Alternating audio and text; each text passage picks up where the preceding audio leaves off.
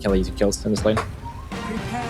Yeah, and we'll see here. We're into game one of our first series of the day, for us at least. We had already Zach and Ricky here, and we're doing a good job. And now it's Math and Hanskin. We got ourselves Runa Team versus XG. It's two 1-1 teams, seeing if they can find themselves in the upper part of this bracket, back in with our 2-1 standings. And whoever else drops down to the 1 and 2 could be facing elimination very soon. We'll see who comes out on top. Hanskin, for you and I, that we're saying this is an even one. I need you to hedge your bets, all right? I see a Jakiro that's been banned out all the time, and I see a Shadow Demon that's been banned out all the time. Who do you think has the stronger draft in this game one? It's so hard to call it, man, honestly. But I don't know. I like both of these drafts. You know, I was mentioning yesterday, like if you block out the other teams, you know, draft and you look at your own, does it look good? And that, for me, both of these lineups look amazing just on their own. I don't see like a clear advantage in terms of matchups or anything. Like, I think the tempo is slightly better for XG early game, but I think the mid game is really formidable for Runa Team. So I think it's all gonna come down to execution for sure. Oh, I'm Hanskin. I don't have a favorite. I just hope both teams have fun. Looks like, oh, the stomp after they get the bounce as well. Just going to be a lot of damage, actually. Nesphere, he's stepping up and right-clicking. Good for him. Yeah, my boy. They didn't get the bounty though, right? Yeah. No, they ended up splitting 2 for 2 so far in this one. And then, this mid lane, I guess you didn't talk about it much, but this does feel like it should be Nicky Cool favored, right? I mean, everything that you do, you don't have to right-click this Primal Beast in order to do damage. You'll have a lot of extra magic that's coming through, and you shouldn't be able to get pulverized. Yeah, unless you take yeah, okay, unless you take that spell first, then you could get pulverized. Yeah, I mean the sandstorm, it lasts way longer, right? But it's not as strong as the trample. So, but Nicky Cool should be chilling here. Like he should really not be in front of dying anytime soon, I would believe. No, it's I believe a good sentry. Yeah, that whoopsie right there. On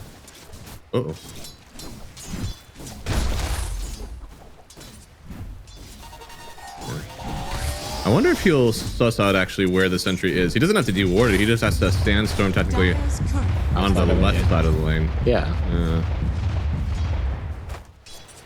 It's really good placement for nothing to say. I think a lot of people get like really greedy with that sentry and they just drop it right in the center of the lane. You don't need to do that. No, you should pretty much always do it on a cliff, right? It's very hard for Sanking to be able to kill it. That happens. And in some ways, like if Sanking in his laning, like generally he's playing on the sandstorm, right? Making sure that enemies can't stay in it, and this is kind of how he fends off opponents. But Primal Beast doing pretty good right now with the trample, like being stronger, at least for the first few lanes. We'll see if that changes later down the line. Yeah, I feel like we've seen a lot of, at least back in my day, whenever we had the DPC, I know you were part of those games as well, where it felt like we were seeing Primal Beast, Tiny, and Tusk almost every mid lane. It was like exactly what was favored for everybody. So I've seen a lot of it, but honestly, it seemed like Primal Beast was only at his best when he was really able to pressure with his pulverize or with his stomp. So without it, I actually do wonder if he's going to have as good of a time in this lane. Yeah, that was the good old Blade Mill Heart every game, wasn't it? Oh my god, it was the worst. Oh my god. Oh, Queasy in trouble here. It's very far. Actually, I might just want to go for it. Just want to tank all those creeps, understandably. Yeah. I mean, still a really good pressure. This Jakiro hero, you know why people, go into Twin Terror, just so they can really pressure out. And really well done there from Queasy, waiting for the Liquid Frost to come out, then banishing. That way Exodus is not able to get tick damage done with Liquid Frost. Really good timing there, but it does obviously cost Queasy a lot more than it costs Exodus. Yeah. Topside. Feezer, they actually get the kill in their Nesphere, and then they get the kill in return on XXS. Man, pull up a Quelling Blade until the end. He's got a lot of gold. Yeah, he's gonna secure the Lotus now as well. So really good start for the Warlock, but unfortunately the TB goes down, of course. This is gonna lead to a fast Warlock 6 though, with the Grimmer stacks already coming out. Yes. Fortunately, there's no Spear Breaker, so he can pop that 1 at 5 if he wants to. Yeah. Always have to think about that. Whether or not this is Spear Breaker in the game. It looks like Nicky Cool, man. You can see they're both getting a good amount of CS. That's not the way I'd expect a stun to work whenever you have the stomps going around, but hey, still good enough, I guess.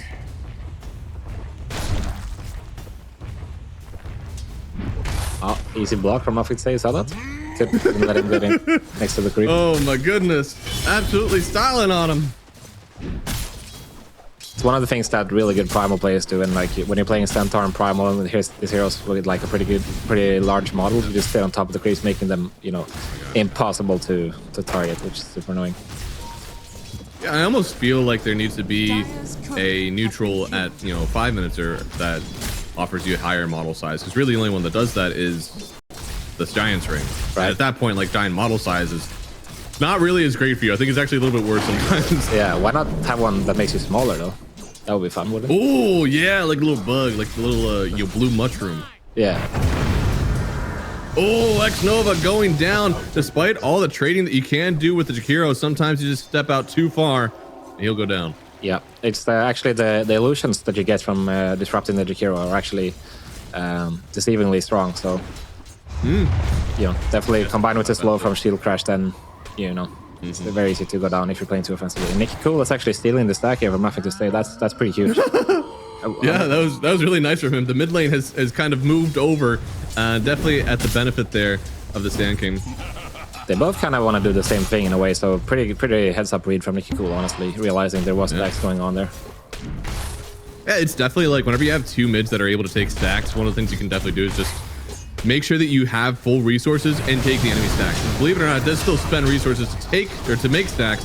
And Queasy will go down. Looks like Jakiro could be in a bit of danger here till the end. Able to offer some spells up for Alberca, and they'll get the kill there on Xnova in return. And that is no TP for Xnova now, so 35 seconds. That means he's not going to be in this rune, so potentially, you know, an advantage here for Runa Team on this next rune, 3 versus 2. Could be. I mean, they already have the Bat Rider over here on XG. And Nicky Cool does also have his ult. So he got level 6 before, nothing to say, but this is one of those 6s where it's really hard to punish, because the channel time is just so damn long. Yeah, I mean, probably you use it for Ancients, if anything. Like, it's very hard to use it for a kill. Honestly, your level 7 probably matters more to get the last point in your Sandstorm. Yeah, that's very fortunate for NTS getting that region. Yeah. But right now, Runa Team, they've been doing a pretty good job with stacking. Like, if we look at their Ancients, they've got 2 triple stacks so far, which is it's got to be something that both teams are considering right now. Like, you don't just want to let the Sand King take them for free. Absolutely not. Anytime you see heroes like this, you want to. I've always liked the ward right on the outside of the triangle, just like right on the cliff. Even if it gets dewarded immediately, you just need to know if they're stacking or not. Yeah, exactly. I mean, because if you know they're stacking, then you can have an idea when the Sand King's gonna go do it, because it happens fast. And you see NTS, he moved over now. He literally does. Oh, but Nicky Cool was already able to kill the entire big camp stack. Oh, there we go. Okay, cool. Now the ward. Now we can see exactly what it's seeing. And it looks like he does pulverize Nicky Cool. This guy pulverized under a tier 1 tower. That's rough. That's really rough. I mean, he needed some backup to make this move, right? Yeah, right. I think the beginning of it was great. Like, I think getting this ward down to see the stacks, despite I don't love this ward, but it does a job. I think the rest of it was really rough. Yeah, I mean, I think for sure you have to bring FY over if you want to do this, and let your Centaur take this your own wisdom. It's just he was already behind, right? You know, considering the fact that he gave up this stack to Nicky Cool. So Nicky Cool, like, right now is actually the dream start. He hasn't even touched his ancient stack yet, so he's gonna be massive, you know. Like, He's taking a he lot has a of thunder though after his magic one. Yeah. Needs to press it though. I feel like you gotta be careful. Yeah, nothing to say. He does end up getting sundered. If he dies here, it's a bit of a disaster for the mid laner. It looks like he will get out just in time. But a TP in from Alberca. He's looking at Jakiro first. He just got it. Try to go with the roll. I think he could have actually tried to turn and go after the final beast, but this is definitely the more safe kill. Yeah, NTS losing his cure as well. Like, his entire momentum is completely screwed, right? Like, he tried to go for this wisdom thing, he tried to steal stacks, wasn't able to. Oh, they're gonna steal the stack here too with the standstill. Oh no. They don't have epicenter, of course, but oh, they have enough. Look at that absolute procs. It's actually you perfect. have the rock plus the caustic finale. What a game. And now Nesfear, he will die for this one. He does not have his thunder. He's going to go down there. I honestly, you know, hindsight is 20/20, but probably shouldn't have been farming up that far, as you know there's a fight that's about to happen in your triangle. Yeah, I mean, finally NTS at least, he gets involved into the game, finds a kill. Just, you know, every single rotation has failed up until now. But so far, Runa Team, they're playing their strategy really well as they're about to pressure this mid tower now, sitting at half HP. I'm a little surprised it's only a 1,000 net worth lead for them. Like, we've seen how many stacks this Skanking has gotten, but what's really offsetting it is the fact that this Morphling match, he's getting a lot for himself down bottom. Yeah, which is somewhat expected. It is the Morphling after all. Like, it's one of the hardest heroes to push out in the lane. But, you know, Runa Team, they've got some investments about to compound with his ancient stacks. They're going to get a diffusal at some point, a Blink Dagger Skanking. So I feel like they shouldn't be too worried about the Morphling just yet.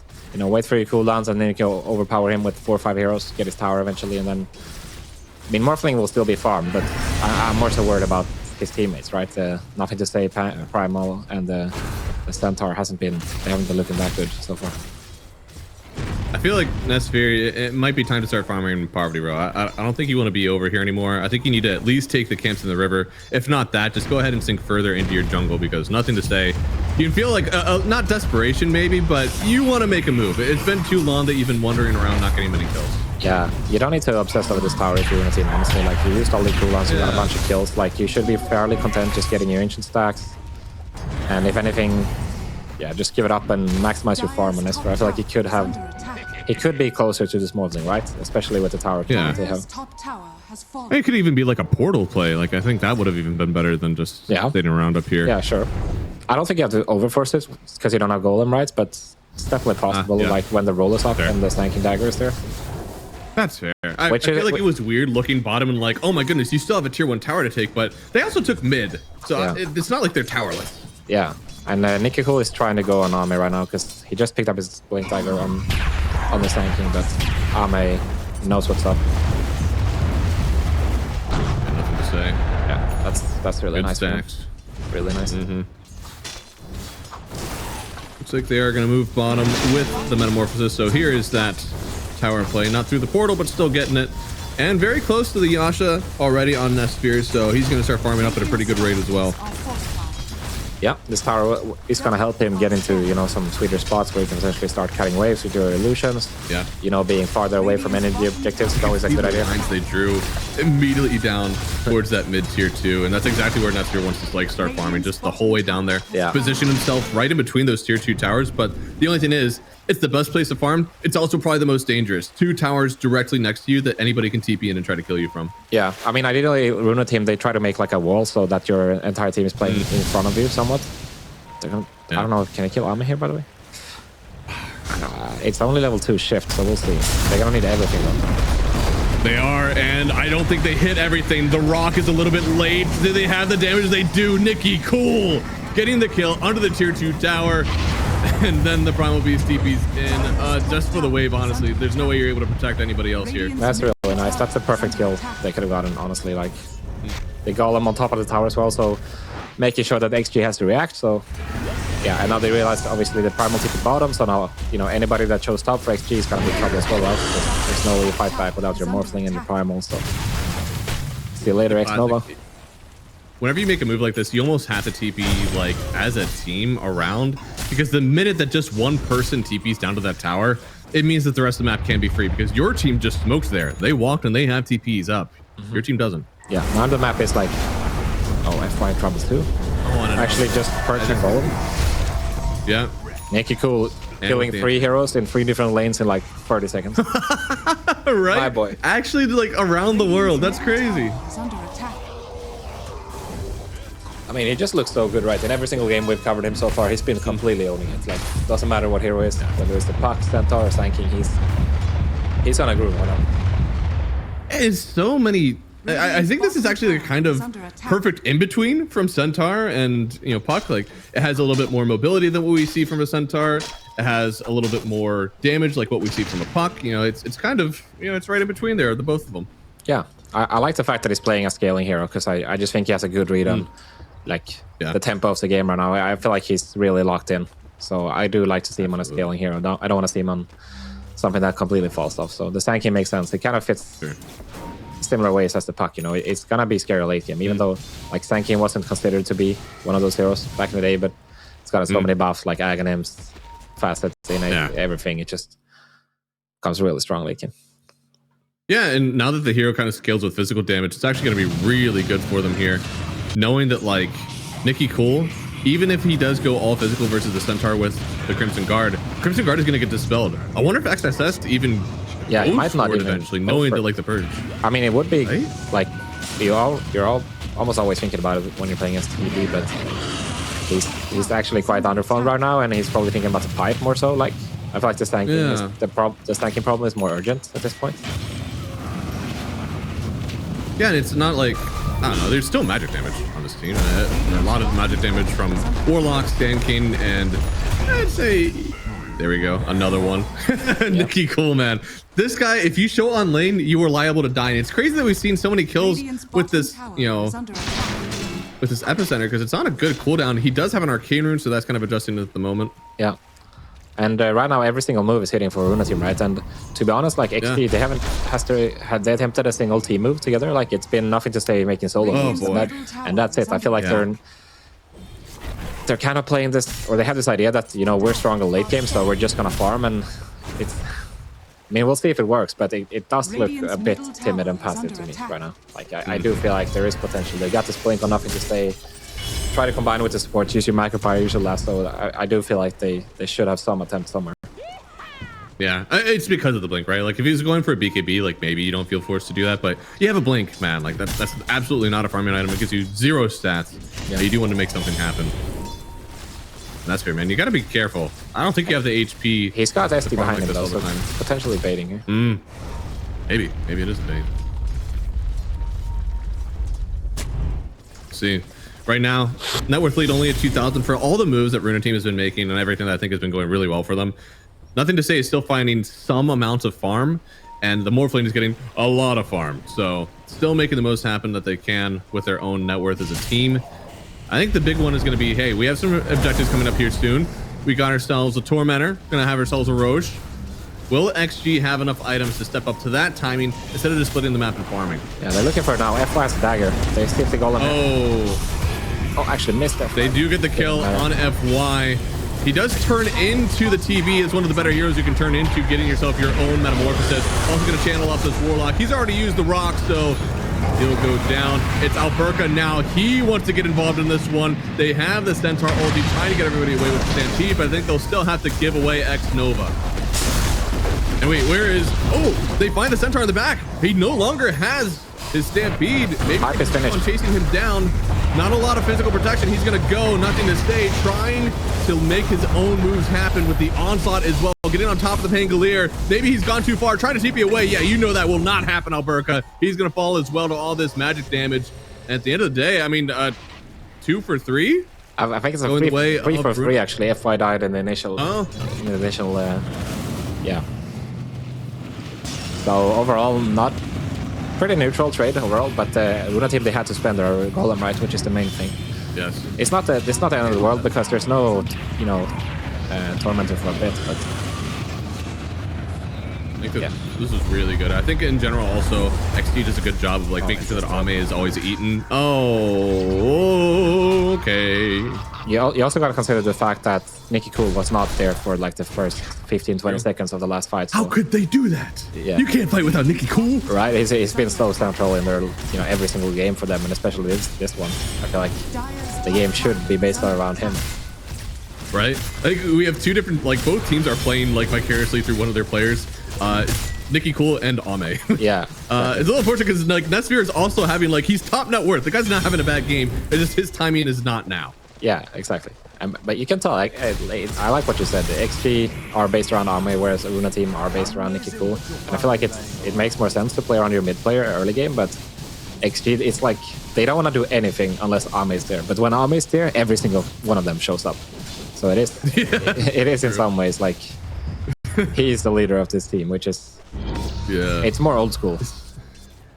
That's fair. Yeah, and old school Morphling as well, right? Like we have this Vlad's that he's gotten. It's absolutely a team fight item. Also works really well. You know, he knows he's going to be turning into that Metamorphosis TB, right? Giving him his own illusions. So like this Vlad has so many factors that are really good for XG this. I mean, he's looking really strong on Army, right? He's like he's sitting at top net worth tied with Nesfer right now on a TB. But look at the NTS, like he's fallen really far behind. And this is kind of what happens if you don't give your mid player the mid player treatment. Like you don't play with him. I mean, they had some stacks, right? But they haven't been totally, you know, trying to secure runes or smoke with him, or like really try to utilize his Blink Tiger. So this is a reason. Like Primal Beast is a hero that can farm, but somebody needs to be making space. And if you're literally just only making space, you're not getting kills consistently as your Primal Beast, then the game will look like this a lot of the time. No, it's not only his fault, but it's easy to think that, you know, NTS is playing bad, but it is effort,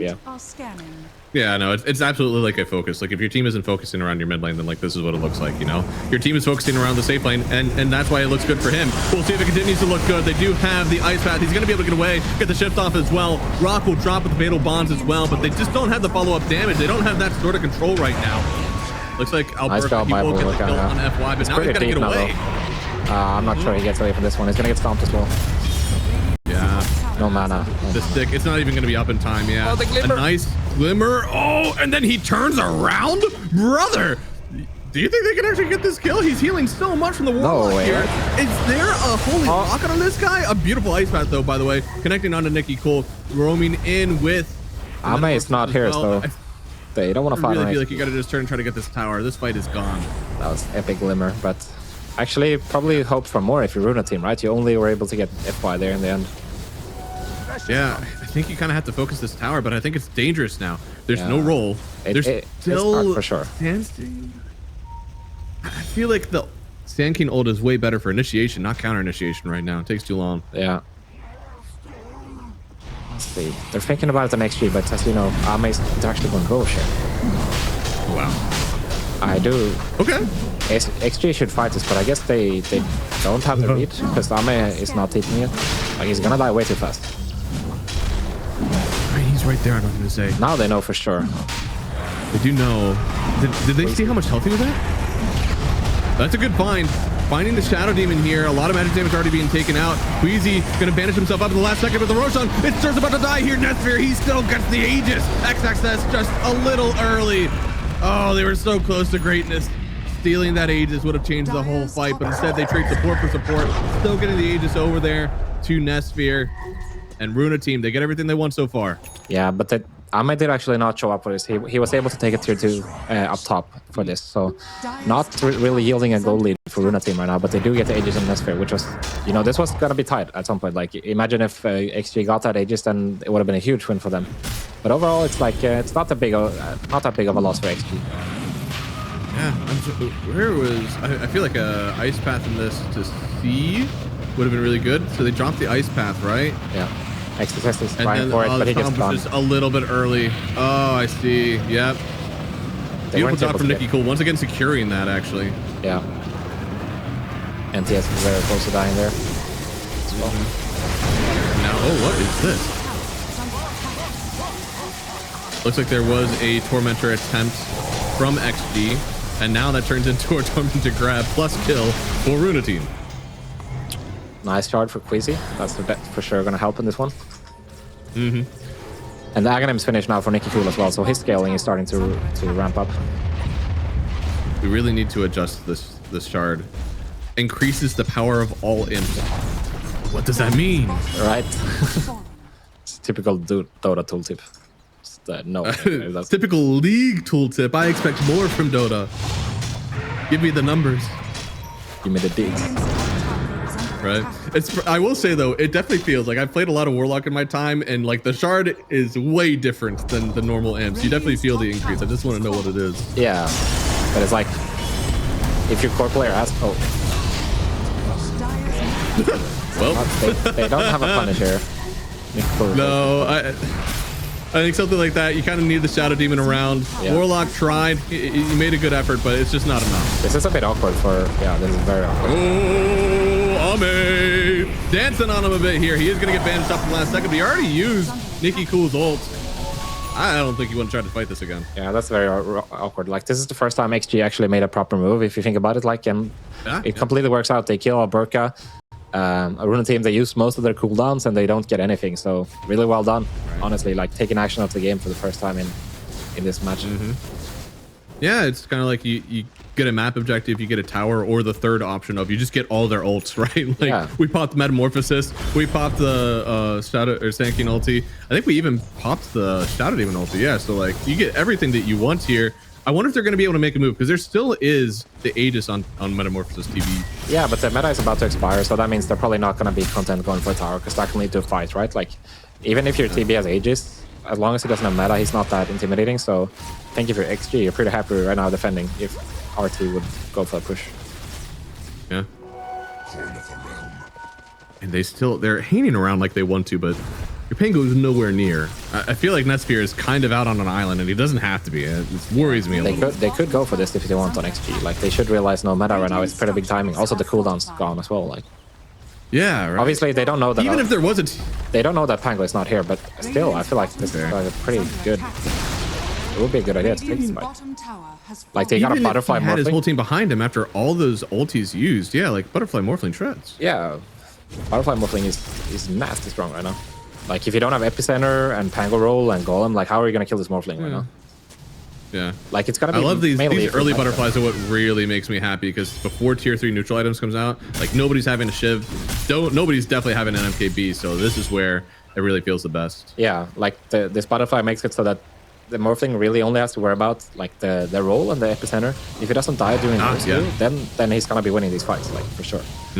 He's also got a pipe backing him up, and there's gonna be Crimson at some point as well. So, you know, if Runa Team, they focus down the Primal Beast or the Centaur, that's going to take them a long time. And that's where Ame can show up on this Morphling and clean up the house. He's got some good morphs, man. If he's able to turn into the TB, get himself that Metamorphosis, feeling in a good spot. Good job backing off the wave for a second there on Ame as well. Just about to get murked, but... Yeah, he doesn't have a stave right now on the Morphling, so that's a scary thing. If he gets initiated on, that's the worst way a fight can start for XG. But if they are the ones starting here, then that's... Oh, nice start by Nikki. Wow. Huge. Didn't even have to burn the Epicenter, man. Just raw damage. That's gotta feel so freaking bad if you're FY. Yeah. Guys, I'm last wing, and then you just... Nope, I'm dead. Right? Just instantly dies, man. That is so much damage. I mean, the Sand King as well. He's doing so much here.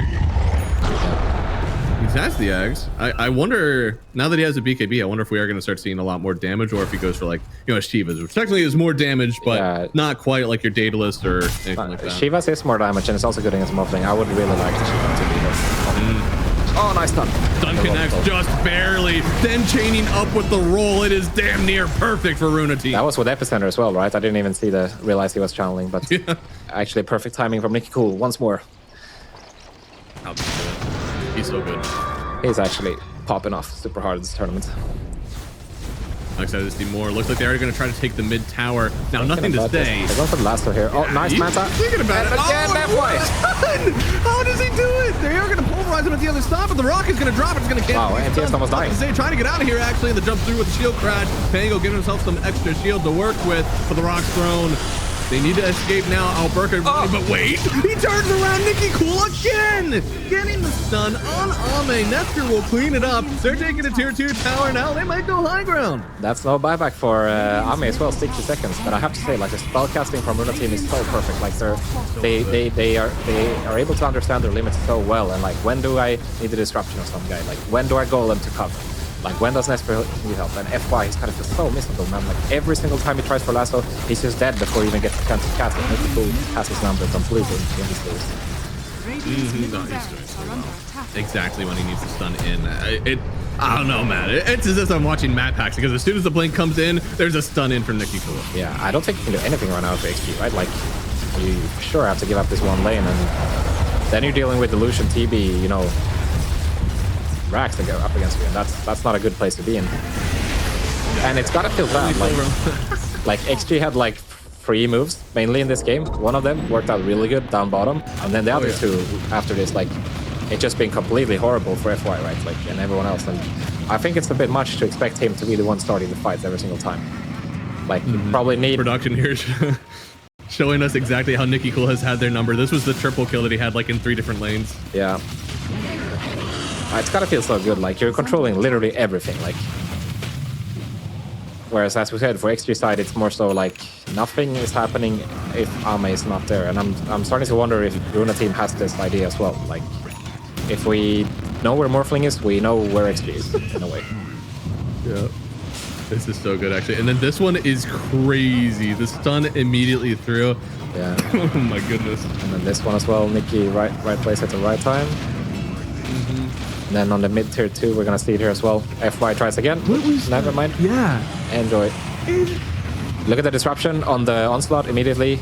They golem the primal charge, and then yeah. You see Ame is like trying here, sitting right clicking, but he just dies to a stun, right? It's way too greedy, right? You already lost your Centaur, your Backrider. It's like no way you're gonna fight all these heroes with nothing.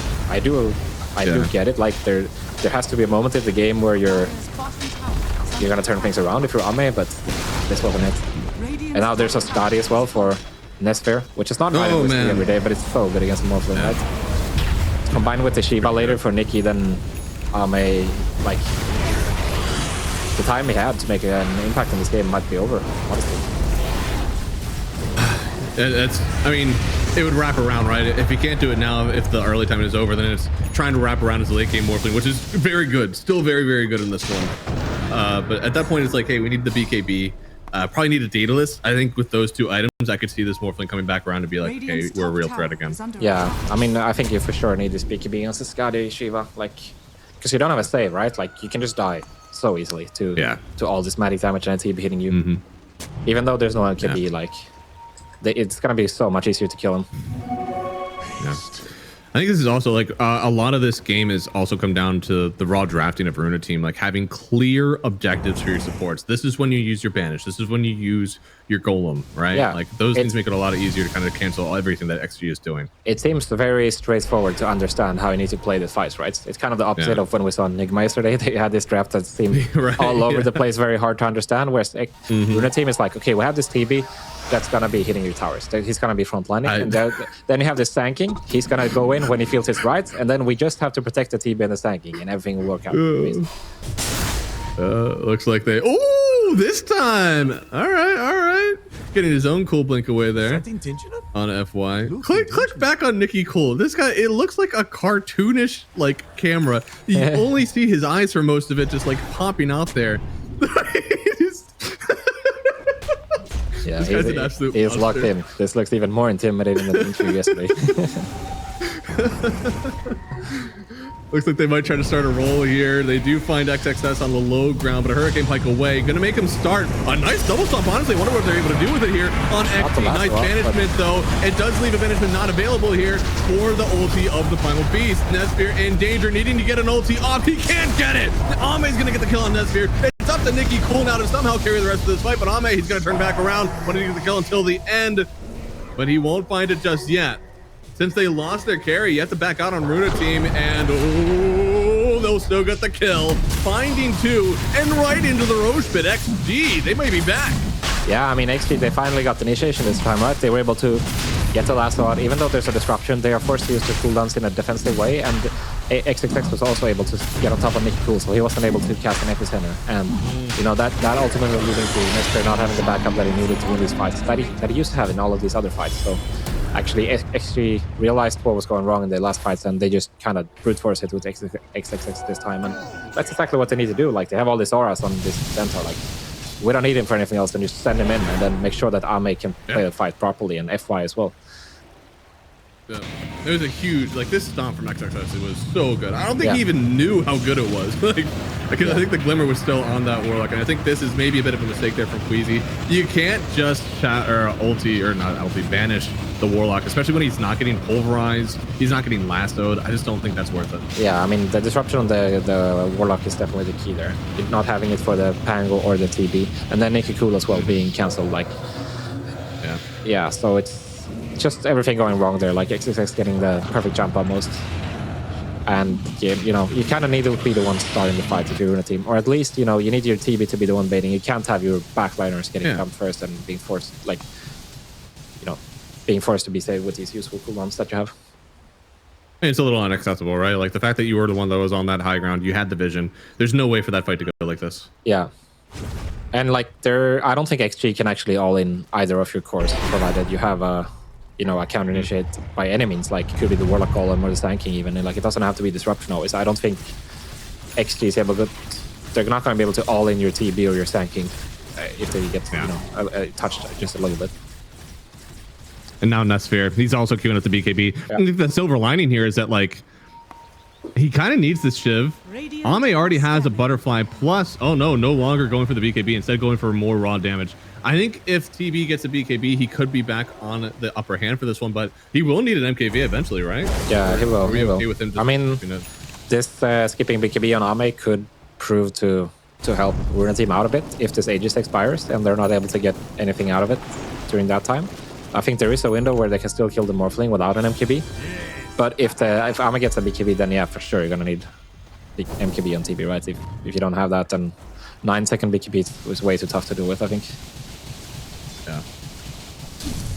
Way too tough. Way too tough. I don't know, man. I'm feeling this wraparound for the Morphling. I feel like, as you said, the BKB does make him too vulnerable. I still want to see that, but man, once we get this Daedalus and hopefully the BKB. Yeah, I mean, definitely it's queuing up the Satanic right now, which I don't know about the Satanic into. You're also the Shiva is finished now. You got Scotty, like you mentioned. Right? It doesn't feel good. I don't love it. I mean, it's still a while to go, right? He might still change his Yeah. mind. Yeah, I don't know. I think the Vlad's already does a good enough job for that one. I would much rather see you just get rid of this, or your boots probably, for whether it be the BKB or something else, hopefully the BKB. And then if you want to get rid of your Vlads for the Satanic, then fine, you know, that's up to you. But I don't think you need to switch that out.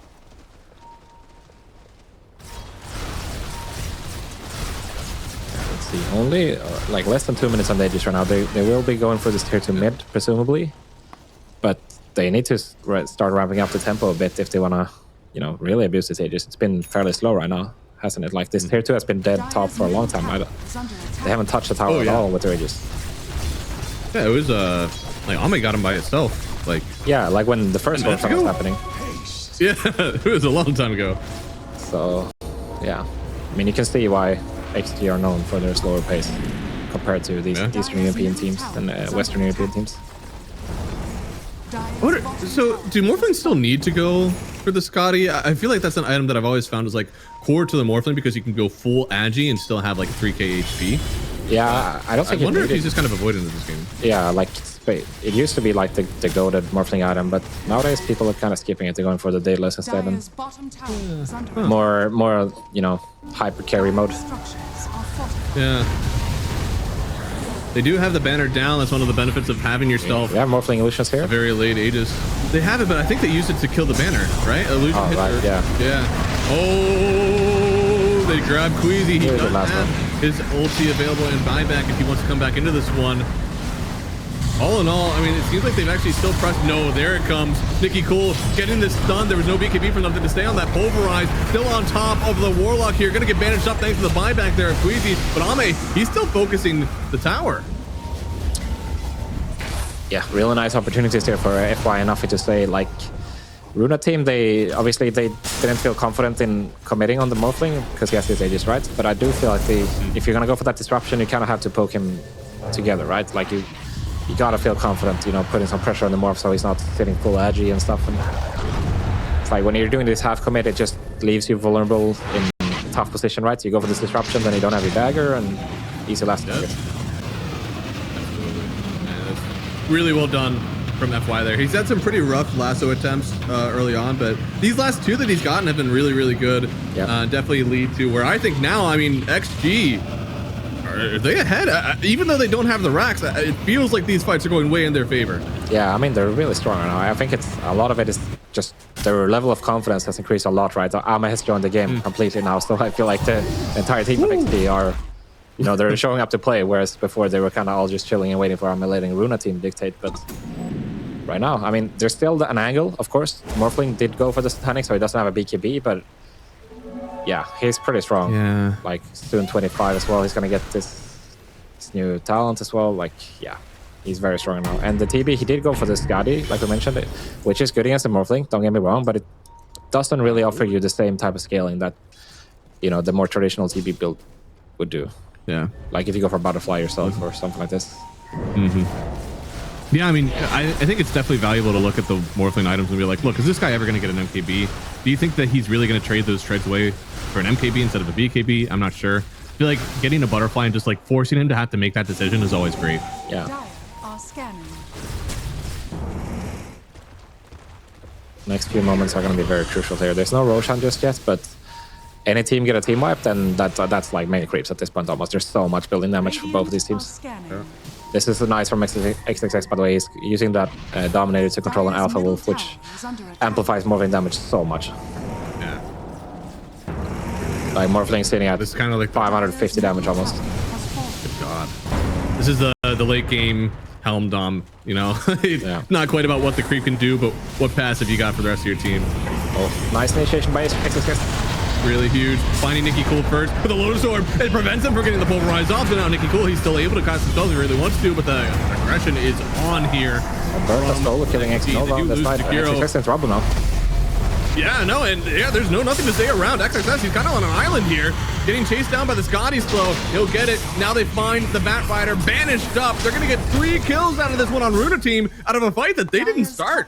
Yeah, where was Ami this whole fight? You know, like, I felt like XXX got a really good jump there, didn't he? Like 2 men stunned into nothing from XG. Like, you could see that they were thinking about throwing the golem out, but they're like, oh, where's Ami? We don't need to commit anything. Like, right? Yeah. This is just I'm not sure what the I know what the purpose of this was. The purpose was to get more map control, especially for Roshan, but like surely you bring everybody for this. Yeah, I mean, it felt like XG were not ready at all for this jump on XG. Oh no, he's got the Butterfly still, so a lot of physical protection, but any lockdown could be really rough. Nicky Cool, help him. Hello? He needed a disruption there. Yeah, what's going on? I don't know. I feel like both of these fights, like they could have been really good, but the communication, which has been great typically for both of these teams, really has fallen apart the last 2 minutes. There was a 3 versus 5. Somebody needs to pause and say hotkeys and talk about this. Right, that was a 3 versus 5, but I understand there is a threat of buybacks, you know, or 2 versus 5 even, but like surely you can go in and disrupt Ami here or something like to save Nicky, right? Yeah, right. Seems very odd. They did have the gem on NTS helping, so it wouldn't even matter if they kill the tower there, but I feel like a disruption on the Morphling would have been in order there. For sure. Yeah, I mean, man. I mean, at the end of the day, it's one of those, like, you got to talk about it. Yeah. You either say, like, I'm not walking up to disrupt you, or you say, I need your help, right? Like, one of those two things needs to happen. Neither one did, and here we are. And XG, back in driver's seat, honestly, in my mind. Like, you weren't able to control that much. You don't have a Roshan in your hands, so I think this is back to XG. Yeah, they're going to control the map right now, but they don't have the means to force any buybacks. You know, Nicky's already up pretty much, but if there is ever a lasso right now, like, anyone will die immediately. We also have the double lasso potential, right? And we have the double onslaught, everything. NTS is finally starting to get some items, so XG, everyone is scaling, not just Ami at this point. I mean, God forbid FY actually gets both the saves, right, and lasso. That's probably the best one you can get. Yeah. You'd think that it's like TB +1, but actually, I do think that getting both supports is maybe a death wish. Yeah, I mean, honestly, it doesn't really matter who you get, as long as you get 2, then that's gonna be insane. That Roshan disappeared. Yeah. Now, actually, they're definitely going to take a net worth lead out of this one. There is a tower down top side, but all in all, the only racks that you have an advantage for on Runa Team is the mid one. And this is always the one, I've said this a billion times. Mid racks doesn't matter. All right, you get some cool gold, and I like that for you, but you're always cutting mid wave. This wave does not matter. It's always mid plus a side lane you're controlling. So, yeah, yeah, by far the least significant. XP, they're looking for Aegis. It is a refresher too on the Morphling here. That seems to me, so he's got the BKB in his backpack. I don't know, man. I'm being sold on Ame's Morphling. I feel like at this point, this is his game to lose. Yeah, it's kind of the perfect for him right now in this meta, right? Good laner, amazing late game. If I'm XG, if I want to play the slow style every single time, then give Ame the Morphling. Here we're gonna see him take control of the game. He wants to go hit the high ground right now, but I don't think he has the creeper yet. Yeah, backdoor is on. Might not need it. Yeah, he doesn't need it. Absolute machine gun hitting these racks. Yeah. Okay. They're gonna need a stun on this if they wanna do this play. Yeah, I don't love the disruption getting sent so early. Missing Dave now, but they're finding the damage a little bit more. They don't have him, but the last one's going to connect on Nesfir. He's got to walk forward. He needs the thunder, but he can't get it. He's got the buyback available, but already used the metamorphosis. Now Nicky Cool, he uses his ulti, but he's going to get trapped up as well. Ame, he's the real metamorphosis in this one. He's going to take down another Rax here, and without the ulti from the Stand King, I don't think he can take this fight anymore. It might be Megas. It might be game. Yeah, the Illusions almost killed XXX there, but you know, who's stronger than Illusions? That's gonna be the real hero, and Ame is just killing anybody in 2 hits, really. Nesper didn't get the stun off. Cool, he got his FP off, but it didn't matter. Like, he just died a millisecond afterwards, and I don't know what to do now. You have no cooldowns anymore for RT, except with both. Yeah, I mean, they're gonna use the roll, try to get people off the racks at least, but a good start, but they're gonna need to connect them out. They are, and it looks like nothing to say. He could go down, but he's doing so much damage already. They're going to lose Queasy. A nice ice bash connecting onto 3. This game could be done. It's GG. XG. They are going to pull this one out. A beautiful comeback from them, believing in the lineup. And you can see that this was this tournament. Yeah, I guess Topson factor, right? Topson streaming and playing Viper, people are like, oh, cool. Because Dota players, they don't have creativity. They just like to copy, you know, ever since the Dota Pro Tracker was a thing. So true. Now it's all stream based. You know, I've seen a lot of people say that, you know, they think that Topson is casting, by the way, whenever you're on here. How does that make you feel? That I'm Topson? You think I'm Topson? Yeah. I don't know. How does that make me feel? Doesn't make me feel much like a true Finnish person. Does it make you feel much?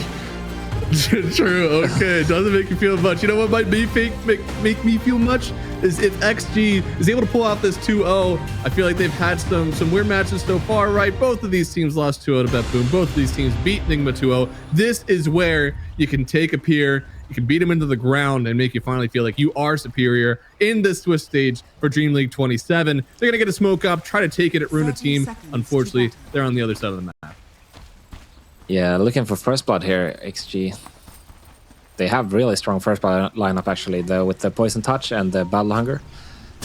It's kind of something you always want to do when you're playing Axe, right? You want to go look for a first blood, because it's impossible to run away from an Axe, like with this Battle Hunger, with the new Battle Hunger.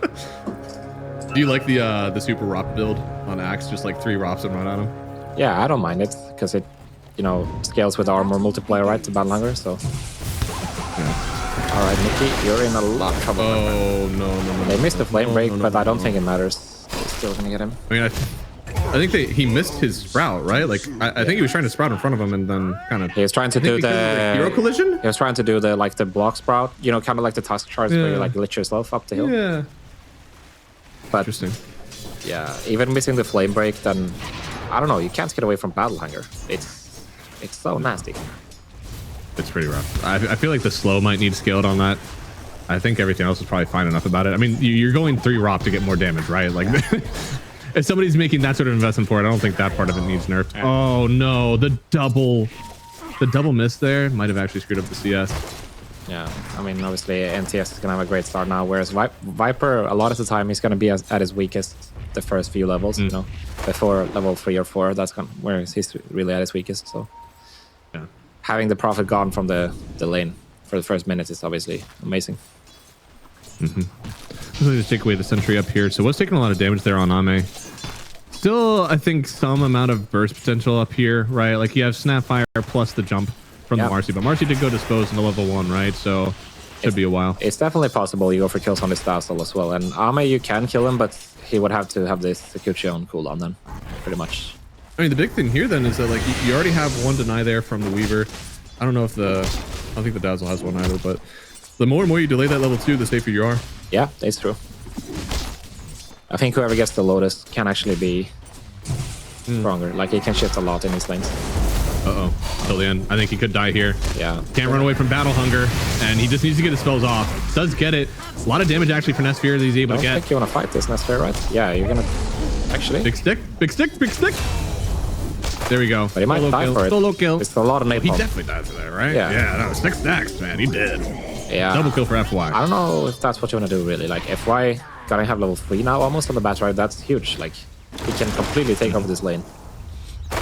He had taken over the lane, man. Nicky Cool is sprouting himself under his tier 2 tower mid. Not a good look. Well, Rob. I wonder... You can actually sprout creeps, right, to get lane. Oh, if they get X6 now, that's huge. Oh, yeah. Nice flame break, though. Yeah, huge flame break. Huge. If FY had mana here, it could kill them both almost, but... Instead? JK unless? Oh, okay. Okay, so the lane is going to be pushing really hard right now. Like so much damage. Yeah. XXS hasn't been able to touch creeps for a bit, but the lane is going to be pushing into him now, so all good. FY is able to regen. So, yeah, I mean, this lane is really, right now, like, it's so sensitive right now to whoever is dying, you know, without a TP. Could be detrimental to whoever wins this bottom lane. Nah, that's rough. That's rough. I mean, yeah, good for him, but that's a little bit rough CSing right now. Nothing to say. Yeah. Just trying to follow him under the tower. Nice aggro, trying to take it back behind so he can get some free CS, but man, this Viper is so aggressive. Yeah, 9 CS behind on the Prophet against the Viper. Not a good look right now. Ugh. Yeah. At least you did say like this Ursa lineup lane definitely had a good shot of winning now, and it looks like they're doing well right now. FY still being super aggressive though. He's doing it just about everything he can, trying to make sure that Axe still gets some good creeps. Yeah. Nicky Cool has an urn now, so he could definitely look to TP. After this creep wave is gone, like I think their kill attempt on the Axe would be in order. Yeah, so I mean, if you have the Viper, in lane, good TP here. Up instead. This is exactly what I want, right? If you're not countering the Viper, then just make it so that you're countering other lanes. One of the things that Viper still doesn't do well, it's rotations. The dude is so damn slow. Now, Ame, it does have... he doesn't have it in time. He had an 11. No 11 charge magic wand. No Sakuchi. Oh, man. Kind of just gave up there on Ame. A little bit. Maybe it was tactical, right? Like, look, I'm already so low. Even if I won, not be that great. Yeah. Maybe. I'll take the trip back to base, I guess. I think that is the way. Like, I really wanted this Nature's Prophet to counter our Viper in the mid lane, but if you're not countering him, at least you can counter the side lanes then by making it so nothing to say. Just can't get rotation to kind of counter you. Yeah, but ideally you want core kills, not just this battle kill, so... Fair. That's totally fair. He's gonna be pretty fast on his Prophet. Like, he's almost there already. Even after losing the lane really hard, like, he's out-leveling his Viper right now. Yeah. No? I mean, I think with these rotations, he's definitely brought it back. He was even looking to see if there's an Ursa here. He's going to block the cancel. Yeah. Or not an Ursa, an Axe. He's kind of missed an entire wave for this rotation, though. It's not ideal, I guess. FY is going to rotate top now, looking for a kill on Queasy, potentially. Oh, they might get more. Very good grave there. And trying to TP away. Does he get it in time? He does. Super heads up there from the Alberca. Still has the cookie on Queasy, so he'll be fine too. So, bit of an over rotation now. Like, when FY rotates away from Axe on XXS, then I don't think he can afford to enter this lane. Like, against a Jakiro Ursa, you have no business being there as a solo Axe. So... Nothing to say. Yeah. He's so in his head. Dude, like, just like pump faking these creep denies. Nicky Cole is not able to get it. They did bring it's a really huge rotation over from X Nova. The Jakiro's about to TP in. If he comes in time, he's going to find that there are two heroes in this tower with the wave in. You got to use the ulti to clear these creeps out so the tower can start hitting heroes. They're going to break up this Jakiro, but turn over to X Nova. They get a nice kill here. FY on the high ground. He's going to try to dance around as well, but the TP from the Nature's Prophet actually trying to find him. He gets it with the urn. He doesn't have a real TP that he can use, but he's just going to be able to block nothing to stay. Really good support rotation in from Runa, but it supports that all around. Yeah, it actually XXS in trouble in bottom lane as well at the same time. Oh, getting though. There you go. It's very rough. Nothing feels better than removing your battle hunger from killing the Axe. It feels so good. Yeah, it feels amazing. And I mean, yeah, this Ursa is really popping off right now. Like, we did question the draft choice of, foregoing the Marcy carry and getting this Ursa, but Nesper is, doing really good for himself right now. And also nice rotations, like you said, for Runa Team on the mid lane, offsetting the pressure that XG was trying to do. Now support's trying to rotate again, this time to the Wisdom Rune. But Queasy also here. I don't think you want the smoke. Do they want the smoke? Oh, okay. That is a huge break, actually. A huge job. Ursa doesn't get it. Oh, dude. They get the Wisdom, though. That's the best thing. That is a huge stun. Making sure that he can't break the Ursa, so you're still able to build those stacks. By the time that he was actually able to cast his ult, it was done. See the mid engagement here once more. I mean, this was a for sure kill on Nikki Corn. I think that's why it was such a good rotation in from Runa Team. Yeah. I was a bit surprised he didn't go for the Viper Strike on the Prophet here, but I guess he's very tanky with his Urn and his, you know, vessel build up. You see, as they highlighted out there as from production, that Dazzle dying really early thanks to the cookie again from Queasy. And then this cookie too. Cookie's on the point, man. They didn't even need Nikki Ghoul for this, which is like, that's the 4K Network Viper. You're getting that kill as an Ursa. They start into the game. Yeah. And XXS, man, like, he's struggling. He's sitting at, what, 3 kills now? 3 deaths, I mean.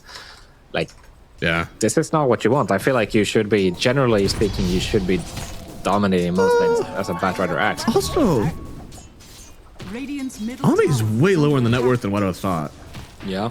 Also, low XP, level 5 only. So, I mean, that kill really hurt him, right? Or the death really hurt him, right? Like, that gave a lot of gold to the Marcy, making sure he gets that. He still has that 21. Yeah. I mean, their lane is like, it's not the most synergy. Like, neither of them wants to really go in and take a hit, you know? So, they are not gonna feel comfortable messing with anybody on Runa Team. So, whereas their lane is way more explosive, the Marcy Snapfire, of course, they can just commit anytime they want on the Dazzle, and there's not much XP you can do about that. I do like him going for the treads on Ame. I think it offers you a chance to live a little bit longer sometimes through the burst that we have on Runa Team, especially when your Dazzle's not around. It's also a good farming enter, right? Having treads swap always for the mana efficiency, the attack speed is nice. And I very few times I actually like skipping the boots on Weaver. I feel like tread swapping is so good for your hero. Yeah, I agree. Like I would way rather have power treads than a Mithril Hammer. Like if I'm going Maelstrom or something, you know, or a Falcon Blade. Yeah, no, for sure. Huge cookie, dude. He is so on point. Let's see what they can do with it though. Till the end is on the backside. It seems like he's really alone. I generally have no idea why he is there. They do end up getting 2 support kills, and with that Xtreme, it seems like they own the mid lane now. Yeah, I mean, there's no real counter initiation for Runa Team, right? And yeah, if you get on top of the supports, then I don't know how you salvage this if you're Runa Team, right? Like, this is gonna come into play more and more as this game progresses, because the way you play formations on Runa Team is gonna be super awkward, right? Like, I feel like last game we saw FY on the back, right? He was able to get punished every single time he was jumping in, but I feel like this time around, then like, who's gonna be there to punish him? I don't really have the answer on that. I think a lot of normal lines, especially the ones that we see like from Beth Boone, 3-2, right? You just got your 3 melee cores, 2 supports in the backside range. It's like XXS, a little bit of damage. They got it with the Mortimer's Kisses. But this is a lot of heroes that are coming in here. Nothing to say. He's going to be able to turn around, see who he wants to ulti up, but he's going to get slowed actually from the Snapfire. Really well done there to keep him at bay. Yeah, no return kill for XG. Very nice usage of the Snapfire ult, of course, just picking it up on Queasy here, so that's the best way to play Dota. You use your ulti as soon as you get it level 6. Yeah. But yeah, I almost feel like it's almost like a 1-3-1 type deal from Runa Team, and unfortunately, I think my Ursa is the one. Yeah, exactly. My Nature's Prophet and my Marcy and my Snapfire have to be behind him. Oh no, he messed up the Sakuchi, you saw that? Yep, that's rough. If he ultied while he was in Sakuchi, right? Yeah, exactly. Like if you ulti first and then you Sakuchi out, there's 0 chance you die. Like literally 0 chance. Yeah. To these two. That's unfortunate. I feel like Xtreme, I'll stand by it. I really did like their draft. I think there's been some unfortunate misplays that really led to this point right now. Still only a 1,000 net worth lead. I just think they could be dominating the map right now. Right now, they're doing okay. They're getting some gold, and that's fine. But you got to start finding a way now to get this Weaver involved. Less than 4,000 gold at 11 minutes. I mean, some people are having that at 9, 10 minutes on the Weaver, so he's definitely behind on the farm. Yeah, very underwhelming start right now for both the Axe and the Weaver. And I mean, that leaves you playing with his Viper, but he has travel. So once more, we're gonna see this very slow approach from XG, which is, yeah, it's kind of the cookie cutter build, right? Like you go for the bots, and that's great if there's somebody who you can join in with. But when you don't have anybody you can bots into, then what's the point, you know? Yeah, I think the bots would look really good if the Weaver and the Axe were doing good for themselves also, right? There would be potential opportunities on these side lanes, but yeah. I'm worried that the Xtreme lineup, it doesn't, like, if they keep playing very slow this game, like, sure, they're gonna scale fine and stuff, but you are gonna be put in a spot where you might give up 2 Roshans, and that can be troublesome, right? Even if the lineup is maybe not optimally functioning on Runa Team, then you might be playing as an Aegis Abyssal Blade Ursa, and that's scary no matter what. Oh, he got him, and they get themselves the dust. Now he does have the Sakuchi. This time he's gonna wait. Then he uses the ulti. Then he uses the Sakuchi away. Well done from Ame this time. He's definitely learned. Yeah. Well, like he didn't even have to use the ulti there, but he gets a lot of HP back. I don't think he did either, but it was good practice. Yeah, it's good practice, right? Let's see if this button works.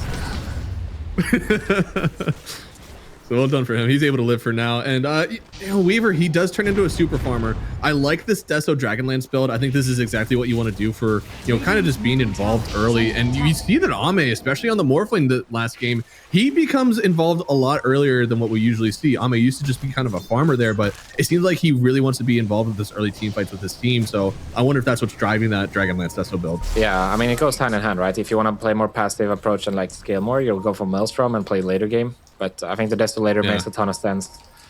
Like, everyone on his team almost benefits from the minus armor, so that's super nice. Like, playing more so. He knows it's coming on the Jakiro. A nice Ice Path TP away. And unfortunately, one thing that Xtreme does not do well, it's early stuns. Yeah. We got a call, and we got a lasso. You got to get really close for that. That's it. This is no Atos Viper, like we've seen from some other players. Yeah. But I'm not sure. It would have been really nice. I think it would have been nice, but I'm not sure it would have been the best choice. Anyway, like, it makes your, if you're gonna go bot, lasso incoming. I mean, yeah, that's a lot of damage there. You can see Alberta. I think he's starting to feel the pressure. Does get a lot of heal, but not going to be enough.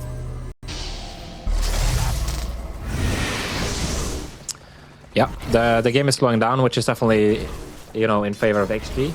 So when the game slows down, Runa Team, they're gonna have to think about when do we include our Ursa, like what is gonna be the critical timing. Right now he's got a Battle Fury and a Blink Dagger, so he's ready to roll. Minute 14, he's super ready. Honestly, yeah. I think his ulti is like super good this game. You know, I don't see a world where they chain lock this guy without there being some sort of like Ice Path, because there's no BKB on Axe yet. There's no BKB on Bat Rider. Yeah. Ice Path is still pretty godlike in the middle of these team fights. I mean, especially no Blink on the Axe, right? That's the main thing. So you have a lasso Blink on the Bat Rider, but if something goes wrong and Ursa gets the ulti off, then yeah, you might just lose the fight based on that. Good kill there. He's going in for the basher straight up. I would have assumed, you know, as Ursa, whenever you're alive, you're dealing damage. And again, we talk about the formation of this Runa team, like a 1-3-1 or a 1-2-2, something like that. Ursa's your frontliner. I would have expected a BKB or even an Aghanim Scepter. I think he's playing on the fact that he's going to get a pick off now and then into a Roshan. And then if he can play basher Aegis, that's better than BKB. But, you know, that assumes he has an Aegis, actually. Yeah. So I think they're going to try to turn for the tower just now. Beautiful Ice Path, by the way, there from Jakiro, making sure there's no grave. Yeah, and I think it's probably about time you go Rosh now if you're Runa Team. I don't think so. You definitely, like, with the Marcy helping you out as well, plus the attack slow with 4 points in this Liquid Fire from Jakiro. Definitely enough. You want to fight this with XP though. You got Axe on this Viper, so like he's on his timing right now, and FY has a blink as well, but you gotta move fast. It's dying really fast. It's really fast. Yeah. Yeah, it's very surprising whenever you load up, like, they're still kind of just the Jakiro plus Ursa. You are, but Nasir is the first one to show. So they're going to get a lasso on the other side, finding Queasy here. He's got to get himself a cookie away, but it's only a cookie lazily to the left. He's not going to be near out enough to live. So they will lose one. Still getting to Aegis, though, here on Nestor. I really like the fact that Nestor didn't go in and try to fight that, because like everyone on XG is in position, right? They have stopped farming, they've showed up, and you don't have any vision there on the Runa Team. So like you want to be the ones initiating the fight. You don't want to start a fight where your Snapfire is not, you know, able to ulti at all. So just the fight is wrong from the start. We don't need to take it. We already got the Aegis. Let's get out of there and play play on our terms, and that's exactly what they need to do in this game. Oh, they saw Ame there. I wonder if they want it. That's one of the big things. Whenever you have a lineup that's as squishy as this one on Runa Team, it's starting fights. That's what you want to do. You never want to be on the back foot. Yeah, I mean, you can't afford it, right? You're playing this Marcy Ursa. You need to be the ones. You need to pop people instantly, and then you need to kite, and then you need to go in again with the second round of spells. Just when you don't have like some team fight layering, then you have to play clutch. And right now, it seems like they're realizing it. They're adjusting their decision making. And also, they have an Orchid on Nikki Cool right now. That's going to be huge. Like, interesting. In killing this Viper and this Weaver. I'm surprised that his net worth is as high as it is without going like a Maelstrom or something like that after the vessel. He's been pretty involved in kills.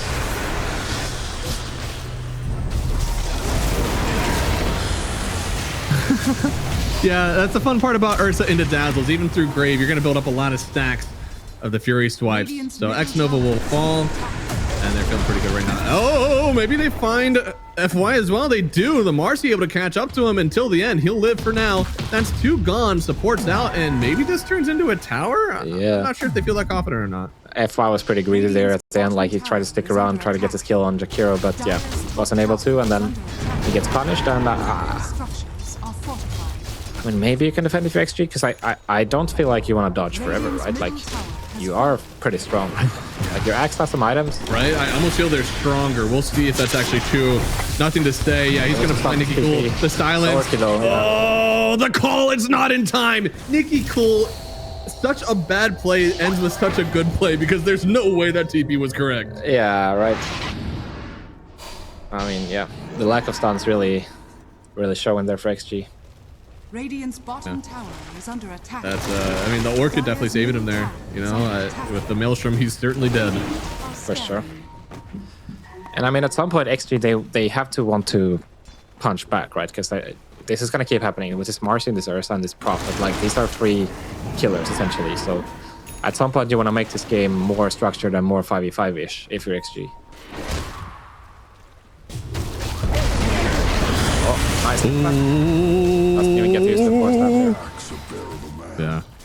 Man, this axe, I feel like this has been a really rough game for him. Almost like support level of axe. Just the way that this force staff and the Helm Dom has worked. He's gotten a good amount of farm, but once he's stunned up, he's just dead. I feel like the Blade Mail will really dissuade them from hitting him like this, but he just doesn't have anything to really protect him. That problem is the Blade Mail is not that strong against Ursa, right? You can always ulti to negate all of the damage, pretty much. That's fair. So that's why this matchup is so hard for Axe. Like, and also in his defense, like, he's been very stacked. Like, FY rotated top lane this game, like minute 233 or something. And then I don't know, like, it's not fun to play against Jakiro or Ursa, almost regardless of what hero you are on the offlane, and especially like Axe. Like, it's very low mobility, right? You're just gonna feed every time you get dual breath. And Ame. I love the shard build on this hero as well. It did delay the Dragonlance, and that also delays a little bit of his involvement in this game, but still really good build. It just increases his damage a lot and his farm speed as well. I can definitely appreciate the fact, you know, whenever Aghanim's shard was introduced, there was always a thing, like, when you got it from Tormentor especially, you never bought it, of course, but now people are actually doing it. Amen. I feel like it's just... Stats are overrated, man. Like, I'm happy we're... Amen. The days of stats are gone. I'm happy with that. The days of stats are gone. The days of Zoo are gone. The days of ores are gone. You know, we're in a good spot right now. Yeah, everyone can enjoy, you know, scaling and spell buffs and... Oh, the bottom. Yeah, he's silenced. The burst heal, is it going to be enough? No, Nussier getting the kill. Now they know exactly where this Dazzle is going to hit her with that Vestal, and should be a kill coming through here for Nussier, hopping into the trees, gets that kill.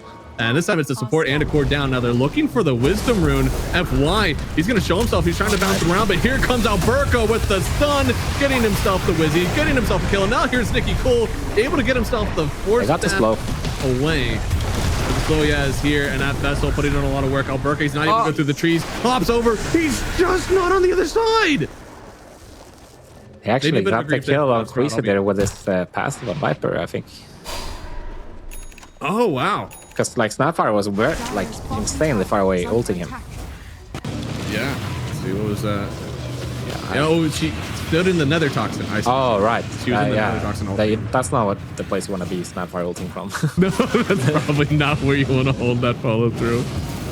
Or at least cancel enough. I guess it's better than this is really far away in liquid fire, or sorry, in microfire. Yeah, that's true. Yeah. That's true.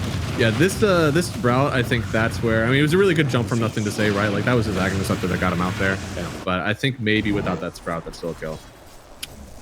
Yeah, but right now they're grouping up because like I feel like they've been playing very disjointed. Like we haven't really seen the weakness of Runa Team's lineup, right? Where the team fighting, like the formations and everything is not optimal. Then, but if you're just playing this pick-off game, like Xtreme is playing incredibly slow. Like everyone is playing by themselves, and you know, pick-up game. He can get to use the stun. Nice, get away. Yeah, he just wants to get on out. That was Arcane Rune Viper Strike, right? Yeah, I think you're right. Yep. Aghanim's finished on Nesper on the Ursa, by the way, so he can always get his ulti off regardless of, you know, lasso or call. I love that. Yeah, it's really good. This is genuinely, like, I believe with the formation that they have to run in this game, I'm a big believer in, you know, Ags, Octarine. Yeah, maybe, I was going to say as well, Octarine seems really good. Like, just being able to go in and making sure that you have another round as soon as possible is going to be really useful in this one. Yeah. I think the only thing is he almost wishes he got the shard from that Tormentor, right? Because I think that's another important part of this build. Yeah, who did get it actually? I think it was Jakiro. It was Jakiro, okay.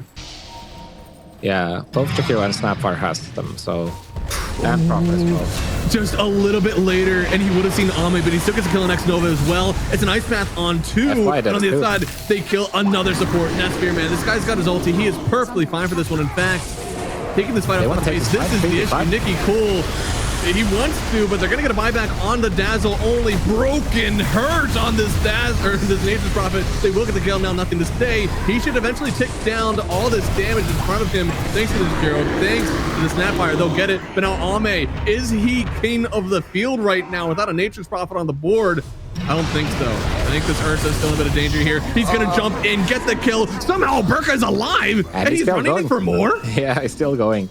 I mean, X Nova bought back, and he just died immediately. I don't know, like that was not the right decision for sure. If XG, like you already lost 2 of your supports, and then you're gonna force the fight. I don't know. They need to take control of this game right now. Like they're getting so manipulated.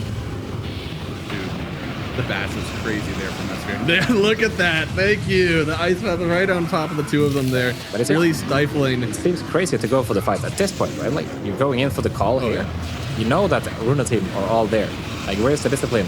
You know, you remember when Runa Team went for the Roche earlier? They all went out as soon as, you know, XG got a jump on the supports. There's no such discipline for XG right now in this game. Another way that Alberca feels so strong in this game because there's, again, no blade mail on Axe. So yeah, great versus the Ursa, but yeah, versus the Marcy, I think she would be rough. And there it is. Huge save from the rest of the team.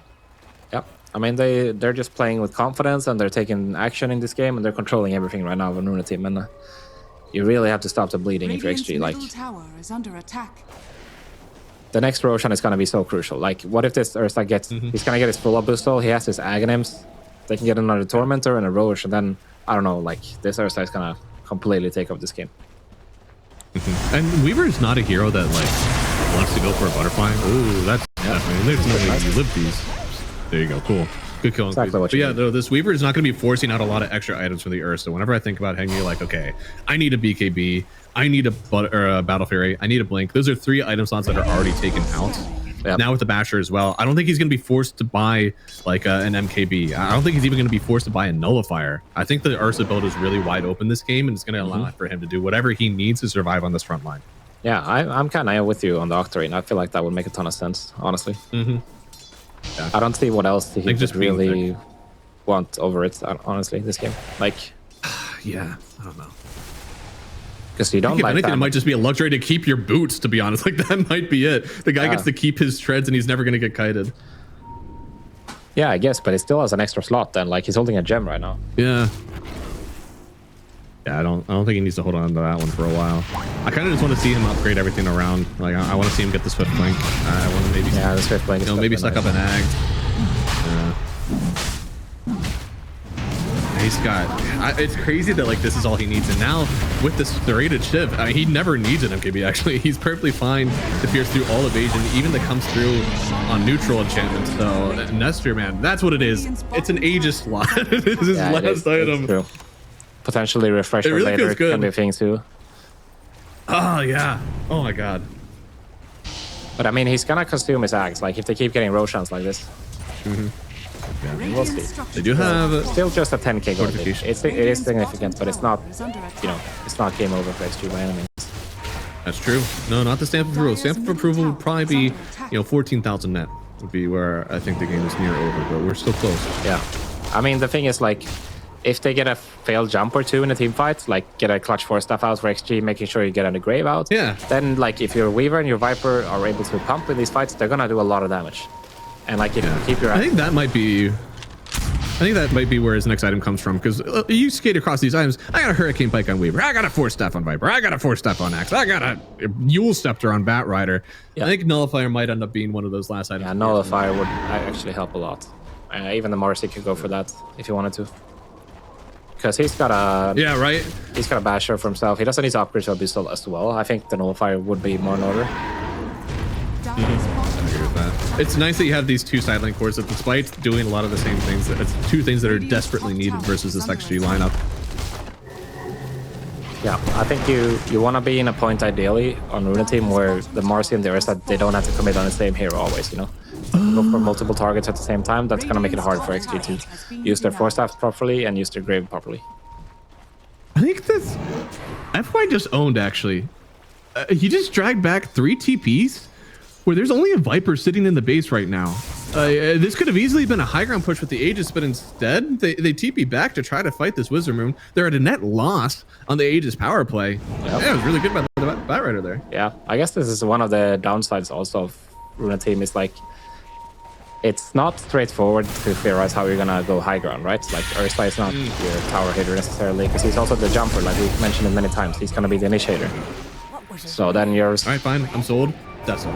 Yeah, let's go. Send it. But like you're... Oh no. No way, Alberca! The Bash God! My boy. Oh, they see someone else. Who are they going? Oh my goodness, how did they see that guy? I guess they had a wardly, you know, far to the left there in the top side jungle. Holy moly. They're absolutely, you can feel just how much they're looking to kill, because immediately after they go for that one, they TP out. Thicky Cool's the only one left here. He's probably going to be TPing out as well. They're looking to fix lanes. They don't feel like they want to go high ground. Do you think that's going to hurt them later? Because this XG lineup could possibly own as they go late. I mean, it's possible it can hurt them, but if they keep getting kills like this, then it'll be fine, right? That's fair. The moment they stop getting kills though, and they don't go high ground, then that can be a problem, right? Because then, as you said, like XG, they're kind of out farming them, but Runa Team, they're making up for it with these kills. Yeah, I guess that's one of the things like we think about, even if we do, I guess we haven't really talked about late game. In my head, it should go to XG just because of the simplicity of the lineup, but even if it is XG favored, you got to get this net worth lead back eventually. Yeah, 12,000 lead is an acceptable lead at 50 minutes probably, maybe 45. Yeah, but we have to get there, and if this lead continues to grow for Runa Team, they'll still be favored just because they have more items than you. Yeah, I mean,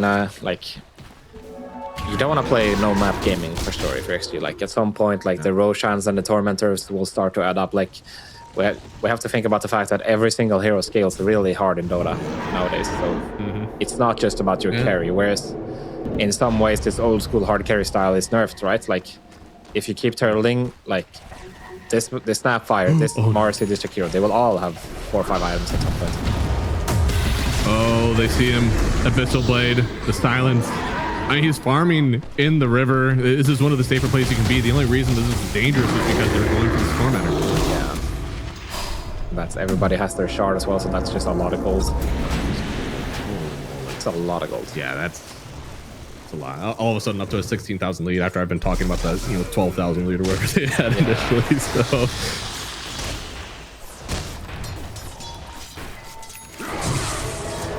they're doing really well. I think XXS, I can't fault his build. It's very mobile. It's very stun oriented, but the unfortunate part is they have never been on the front foot of this to actually utilize this initiation and lockdown that he has. I mean, we've been waiting so long for these heroes to be online, and now without Ame on the field, it's even harder. Yeah, I mean, the thing is, they've been really uninvested in X6 this whole game, right? They didn't really stack for him, they didn't secure his lane. Yeah. They were mostly, you know, worrying about helping out Ame, but Ame hasn't been able to do much of, if anything at all, really, in this game. Like, he was able to connect to a mid-fight earlier, but it's been very quiet for both of them, and yeah, I do feel like they should have been looking for more fights. Like, it might be a bit too late soon. Like, 17k gold is, it's a lot. It's like, getting there. Yeah. But one team fight still could do it, right? If they start a really nice fight, get Ame involved, get him some Deso charges, because Lord knows he needs a few more of those too. Yeah, he does. Then all of a sudden, a map advantage for XG can definitely turn this game around. They just need that one fight. Who's their big fish, man? If they're smoking up on XG, who are they trying to find to murk early? I think almost anybody is going to be good at this point, right? Like, get the supports. Like, they're super valuable, right? These Jakiras and Aghanims. Yeah. Snapfire does a lot. I guess it's probably just not Ursa, I guess. Yeah, not Ursa. He's way too hard to bring down. But anybody else, probably you can, if you chain your stuns together. Man, this feels so good as a Jakiro too. Yeah. He's got his Aghanim Scepter. That is a high value spell. I think a lot of people have finally like realized how valuable this hero can be. Down in the amateur leagues, this is like the 2K classic, man. You have a team of all like 5 and 6Ks, and you have this one like Herald person on your team. You're like, just give that one Jakiro. Let them ice path and press a really good ulti, and then we don't care what they do for the rest of the fight, okay? Yeah, it is true. It's funny how that hero used to be considered like the worst hero in Dota forever, and now it's like the most contested hero, almost. Liquid Frost is crazy. Offering that early is definitely been great. Yeah. Just the fact, tower pressure, you can, like, strong lane, tower pressure, good shard. I don't know. Yeah. Just feels like a very well-rounded. Yeah, it's a hero that does everything, right? You got stun, you got a mass amount of damage. You're also really thick, right? Like almost ogre levels of thick sometimes when you get into this part. Yeah. They're both dodging each other, but little do they know, like, nobody's even close. XG think that they need to go bottom and try to find somebody down here, and Runa Team think they're getting wrapped on. Yeah. Seems like they don't have any idea I find where. it cool. This would be insane. Yeah, I don't think they will, though. Unless he keeps walking straight. Yeah. Right? Unless he keeps walking right in. Okay, now NTS is keeping back, so there's... They might go for this. But, yeah. It's daytime, so it's full vision. You know? I mean, he was already hit with the enrage. They're going to try to lasso him. It lasts all of a half a second. And that's Veer. He's going to be able to get away for... No ulti and no BKB now. A So lot used. there is a chance for XP to maybe do something else. I think so. That's why stopping that TP out from Kira. I think this means he is going to die. There's no way you want to save this guy any longer. So good kill until the end. And XG, that's exactly what you need to do, right? Force them all over the map, force them off your high ground, and continue to buy time. Yeah, I mean, you can actually see what we were discussing earlier. Like, it's not straightforward for Runa Team to push, right? Because if Ursa is hitting your towers, then he's not initiating. And so, like, you go on this Ursa, and then there's not much counter initiation. Like, Alberca on the Mercy wasn't confident because they didn't have ulti up. So then who else is going to really be the one initiating for Runa Team, right? It's really just nobody. So actually going on the Ursa without killing him can be somewhat good, like, especially if you're defending your base, because then nobody really has to worry. Like, your Dazzle is not going to get touched if Ursa is, you know, called by the X, right? Yeah. Yeah, that's true. That's the high ground advantage as well. You know, having this guy all the way behind. We talked about like how hard it should be to all in these guys. Oh, okay. Run to the high ground. Get over there. Yeah, Marcy Blink now. I really like that pickup, by the way, so he can be similar role as there, so they're gonna need it.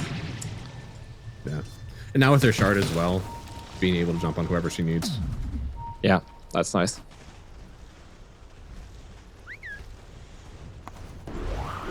I don't know. It's the thing about the scaling of this one. I guess I really neglected the fact that we have like two fantastic support heroes when it comes to scaling into the late game. One in terms of the physical damage, if you so choose, and then Jakiro, of course, with a great Aghanim Scepter.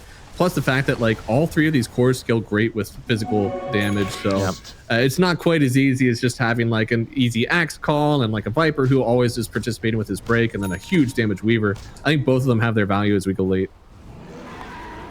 Yeah, it is true. I think... I mean, the game is still very tricky for XG, but if they can get a few more good fights. Like it's not going to be easy. They have to play almost perfectly when they're this far behind. Yeah. But I think it does tell as well that we're sitting here like, look, one fight and XG could be in a fine enough spot, despite them being down 20,000 net worth, 28 to 14. Middle tower is under attack. I just feel like if they get to a spot where they're like, where any of their cores don't get one shot by this Marcy or the Ursa, like if they have this condition where they can actually tank and initiate, then they're gonna be ahead in this game. Yep. I think that's why Runa Team is playing 5v5, because we know that like it's pick-off oriented Dota from XG. That's how they have to get it. Yeah. However, XG, they can utilize that themselves to make sure that waves are pushed out, and there's never a high ground push actually coming from Runa Team. Radiant are scanning. You really want to make sure you can abuse his Dazzle to the maximum in these fights. So. True. What's Dazzle got right now? What's she rolling with? I mean, it's very poor, right? It's not a fun game to be a Dazzle. You can't really farm that much. He's got a 4-star What does he only. have? For stuff? Not even a shot. Oh, that's something.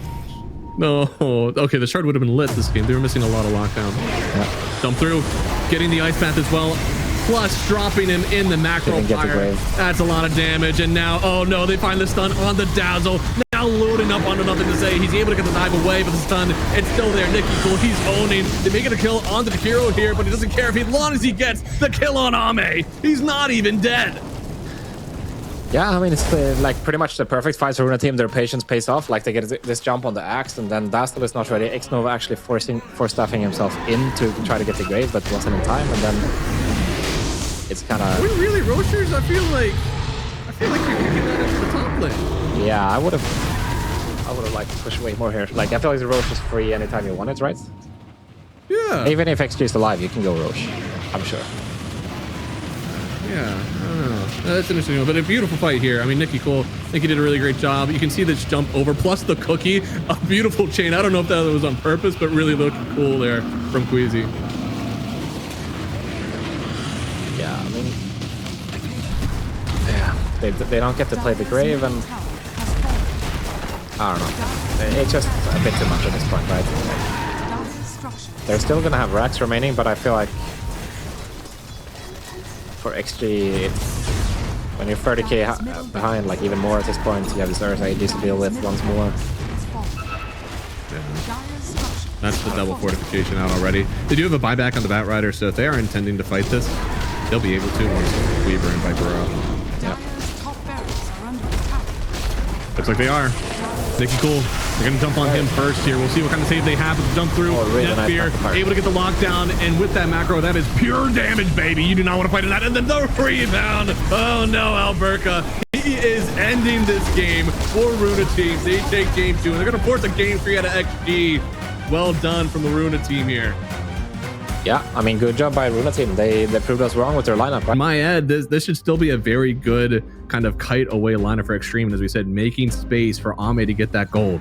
It is true, but I think the Bat Rider is the key there to disrupt that. Like, he can just be running around, napalming people, right, flame breaking them, and making sure that, you know, people potentially, like, because they don't have an easy punish on this Bat Rider, right? It's gonna have to come from a Blink Tag or Primal or a Blink Tag or Sank. That's it. Like, he didn't go for this easy catch with the Puck or the Ember, so I feel like Nicky is gonna have a lot of wiggle room in these fights. And that can potentially, you know, set up a scenario where this guy and the Axe is gonna be able to commit at some point later in fights when they have to use the box or the song just to deal with this Bat Rider, right? Because and dealing with the Bat Rider is going to be crazy important, man. Nicky Cool is their vessel. They played through him. He's making those calls. He's making those early moves. Securing his lane will be clutch, and nothing to say. He already went for the Sandstorm. He already leveled it. 30 seconds. Nicky first. And they give it to Nicky. My boy. Oh no. Almost full bottle. He's actually gonna have it after the boundaries. Yeah, he's gonna be in such a good spot. I mean, the only way that could have been better is if he got all the XP, but even so, this is gonna be so good for the Nicky Cool start. Yeah. Till the end, also going for the mana burn, of course. Looking good. No Hellbear, as we saw. I guess from some other silver lining could be that they did use a sentry in the jungle that's no longer going to have much use. So yeah, I guess it does make it a little bit harder to lane. It's a bit of a stock factor, you know, like you actually run out of them sometimes. Yeah, but I feel like, you know what? Doesn't this make it actually? So I love the sentry placement again on your high ground, on the edge. Even if you do play to Sandstorm on the right side, you can get bounced out of it by the flame breaks. Oh, right, I think yeah. Nicky Cool is always in a good situation. Yeah, that's true, actually. Like, especially in the first 2 levels of Sandstorm, it's not that wide. Yeah. I missed a CS there, but this lane should only get better as Nicky Cool gets more and more stacks. Look at this, 10 stacks already on Nothing to Say, just burning away. And Nicky Cool doing the classic Batrider thing where you never feel like you're losing the stacks. I wonder if Nicky Cool is gonna bring out a Blood Grenade at some point. That could definitely push him, push the kill potential over the edge. Yeah. Ain't Nothing to Say. You can see he's just like fighting for his life over here. Thankfully, he does have a 10 stick, so he won't die. And yeah, just keep on popping that. Whenever you don't have the full wand, just always pop that stick at 10, to be honest. You constantly want to be full on your resources. It's in a pretty rough spot right now. The wave is pushing into Batrider and... Yeah. Oh my goodness. Just still the one last hit was tanking, so... I mean, this lane is brutal. Like, it gets much worse, by the way. Like, every single level for Batrider is worse. Like, not just... Oh, I see. Not just the level, you know, 3 and 5. It's like every single level matters for Bat. Absolutely. I'm a little surprised that he went for the Firefly. Yeah, I'm so surprised. this is going to push the wave up significantly. Right? Yeah. I was sure he was going to play Flame Break in this lane. And then go back for the Firefly. I do understand you want to have a lot of points in Firefly on core bats, but you don't necessarily need it like in the very early lane stage. Right, yeah. It's similar to Quap, right? Like, I have a spell that I need, but I also have a spell that does really well in the lane. So just kind of focus on that for a second. Yeah.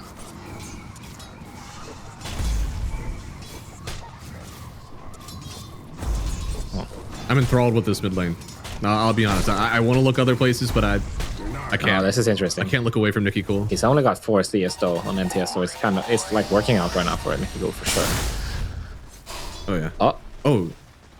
He doesn't get it. Yeah, he is. He doesn't get the range creep though. Yeah. He didn't get XP for that, I think. No. Nicky Cool's just following him. Oh, there we go. My quiz. We see the next kill. Thank you, Observer, for not following our awful demands. You get to see the kill on X Nova there, and plenty of damage coming out from Queasy there. Yep, Alberca is about to start skipping, seems like, which is a pretty good approach when you don't have the means to fight the lane. You know, the TB can be definitely annoying to deal with. So might as well go for the creep skip. Naga can't really do much about that. If he's sending the illusions on the axe, then he's essentially just helping him in a way. So right, yeah. I think this Lotus, he actually got it on Queasy. Bit surprising that it let him take that on his own. Okay, and TS is in a lot of trouble right now. He kind of needs to stun to the right here somehow. Oh, and he finds the courier. Honestly, just take courier. Yeah, it's okay. Potentially even better. Now he can't bring out the regen, so. Okay. Now the runes matter so much. Honestly, if you're Runa team, I would consider making a rotation of 4. Yeah. Didn't go flame break still. He's holding the point right now. Wow.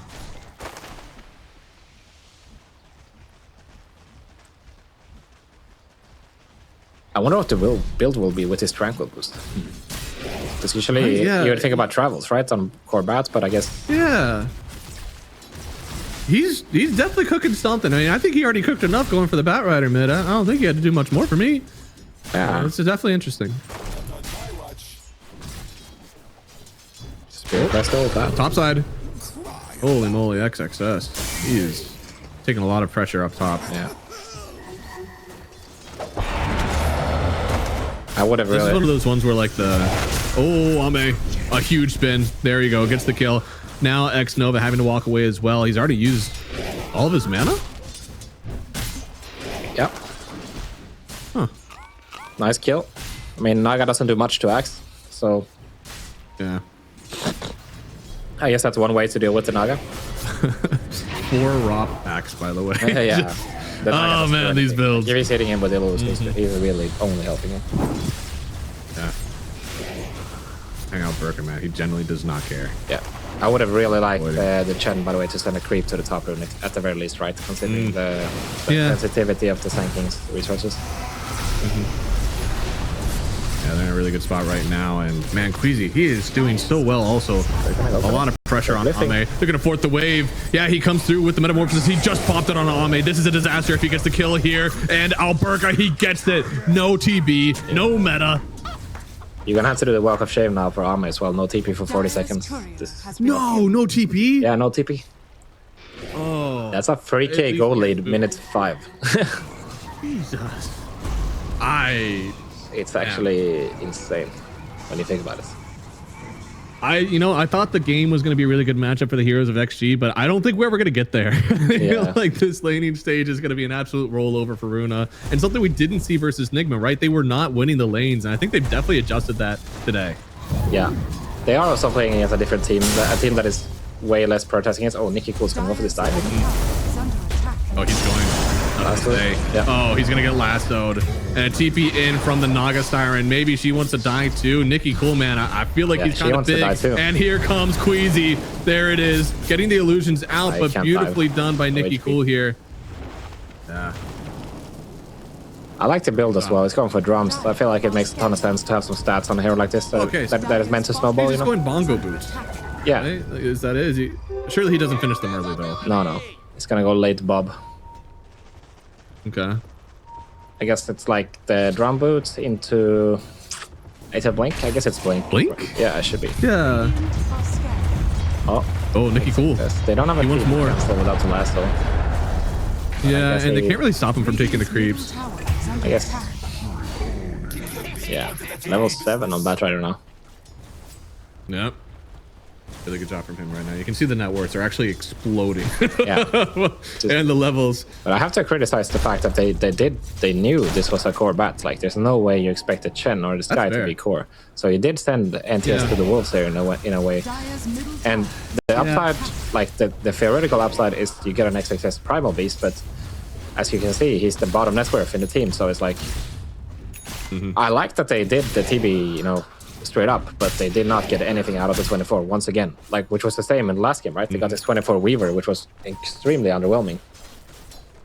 Yeah, I think the Primal Beast definitely, like, it just did not interact with the mid lane that you were seeing. I think it would have been much better for them to pick something that at least, like, could play up against the Batrider, and clearly, Sand King was not that big. Yeah. So, I mean, we're going to be looking at a whole lot of jungle creeps right now for XG, and when that happens, you don't have map pressure, then, Oh, huge Ame the goat. Huge thunder. They did not chain that correctly. Honestly, I feel a little bit bad for Axe because it was just a little early on that call. I think had he waited just a little bit more, would have been fine. Yeah, I mean, it happens. It was I was gonna praise them for the movement there because they realized that NTS and XXS they cannot really join the game, but unfortunately Ame just punches a bit too hard there. Yeah, and now this team that like had every single net worth in their favor, they were really kind of rocking the bond. Now, look at that. If they had the call a bit longer, maybe. Still left on there. Oh, he could have easily hit that call. He was low on that, or the down rather. Yeah. It was like an 80 HP. He didn't have it available. Looks like. Oh. I think it was. I don't know what he used it on, but yeah, it looks like it was available actually. It was off CD. Looks like they're trying to get nothing to say involved as well. This could be a huge comeback. I don't think you win this for the laning stage, but oh, the silence Queasy on the point. Wow, that's yeah. Surprised to see. Yeah, Runa Team backing off here. Really, I guess there's 4 of XG here right now. Yeah. Don't want to take the risk, which is fair. But this gives Ame a lot of time to keep farming. He's going to be farming up pretty well. He had a really good start after that kill. He's here with his friends. But yeah, no way that you can clutch this. Nice flame break, but I don't think it's enough. Yeah. No, it shouldn't be enough. And there goes the Hand of God already used here. Maybe they're going to kill. No, not even getting the Primal Beast in return. And now Queasy likely in danger too. He's got a silence. He might end up having to use that on X Nova. Instead, he uses it on the Sand King. He gets onto the high ground, but the stun, it's there. He's dead. Nothing to stay with the comeback. And all of a sudden, XG, despite all their laning woes, I think they're in a perfectly fine spot now. Yeah, I mean, that was incredibly important for their game. Now they're gonna have a blink tag on NTS, right? And Runa Team, it's unfortunate because they just had 2v4, right? It's not fair. Like, you can't expect to be doing good in those engagements. Oh, he got it. Wait, what? He bottled but denied? What? Yeah, it happens. He definitely... Runes are weird sometimes. I mean, he definitely has it in his bottle, so... Yeah, he does. I mean, if they were fighting here 4 versus 4, I'm sure they destroyed them. Runa Team, right? Like if the DK and the Chen here. I think even one more hero would have done really well. Yeah. Like just one stun on the Primal or the Sand King to like stop the chain. Yeah, this is a very poor decision making there from Runa Team on that one. I think 2 moves, right? The bot early call, and then this triangle fight, just both really poor for them, really removing a lot of their early advantage. And with that, yeah, they got to start going after this tower, try to get some of this advantage back. Yeah, I mean, maybe a bit of frustration as well right now for Runa Team. Nicky Cool hasn't been farming a lot since his laning stage. So sometimes you can kind of feel like when you're having such a dominant laning stage, you want to make sure, like you want to keep your momentum up and making things happen. But if you're not playing he's below the net worth of the Sand King now. Yeah, exactly. And it's not a hero that, like especially with his build, right? He's not going to be accelerating his farm that much. And now NTS has a blink, so good stun. It's ready to play. Yeah. Oh, Blade Mail call, really nice with the box. It's just in time. Really well done there, and nothing to say. He's going to keep on moving, man, with that haste rune that he got stunned right on top of the wave. Queasy, and there's no way he survives through this one. Big whip, and Queasy down as well. It's a double kill for nothing to say, and I tell you what, XG, they're definitely feeling comfy now. Yeah, I mean, the game is completely stabilized, and this is exactly the spot you want to be in if you're XG, right? You want to play a steady game where everything is even, and you can decide and, you know, take it slow, get the decisions you want to, like when you want to fight and when you don't. Really huge. Look at this, the box, the whip, just perfectly done there by FY. Yeah.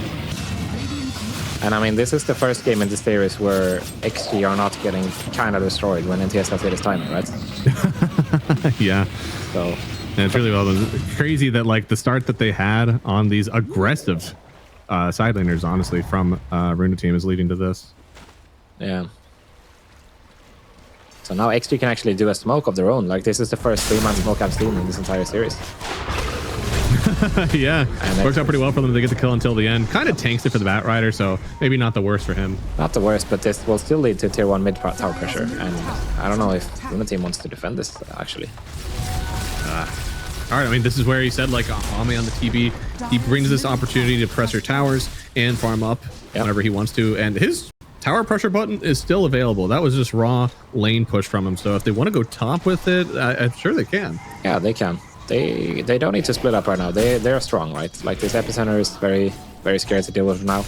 We still haven't seen XXS really join the game apart from that 1 kill on the Batrider either. So XT, they're really strong now. NTS can really afford to be as aggressive as he wants to be because, you know, provided he has the Ringmaster and the Naga with him, he's not really going to get punished for anything.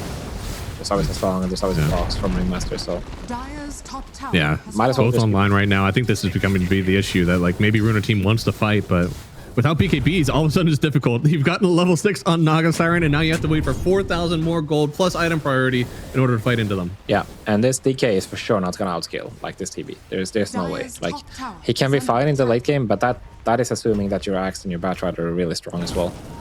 And with the current tempo, I don't think Nicky Cool is going to be that, you know, excited about the pace. Yeah. I mean, he will have a blink dagger though, so that's something. But we did speak about the saves. Yeah, and that's the weird part about this Batrider in the mid lane is that it's not just about last swing back. You got to be able to kill. That's why we've seen some Witchblades come through for the Batriders as well, because it offers them the slow tick damage, all magical, that works really well. But yeah, I think he feels a little bit of a pressure. Like, look, I got a Blade Mail Axe. I got to bring people to him. Yeah, I mean, in some ways, it's better to think about the core bat like Leshrac. You know, that hero that goes in and then either I die or you die. You know, like there's almost no in between. Yeah, and yeah, I mean the blink can work, but you still need to kill people. You still need to be doing damage. Sure. Like you can't just be a blink 4-staff guy. You can see how much like the game has really slowed down after the honestly since the triangle move that Nicky Cool tried to take in, just because they're a little scared still. I mean, as you said, the blink dagger should maybe fix some of that, but you're getting everything that you want right now at XG. Yeah, this pipe will be nice for Alberca. That will be a timing, certainly. I take it all back. Very epic. He's a goat. Blink reveal, yeah. Never made a bad play. 2-man smoke by Queasy and Nicky Cool. That was just before nighttime hit, by the way. So on nighttime, that kill would have been really hard to execute, but they do it minutes 14:30, which is perfect. Yeah, that was with level 1 Ancient Steel, by the way. Yeah.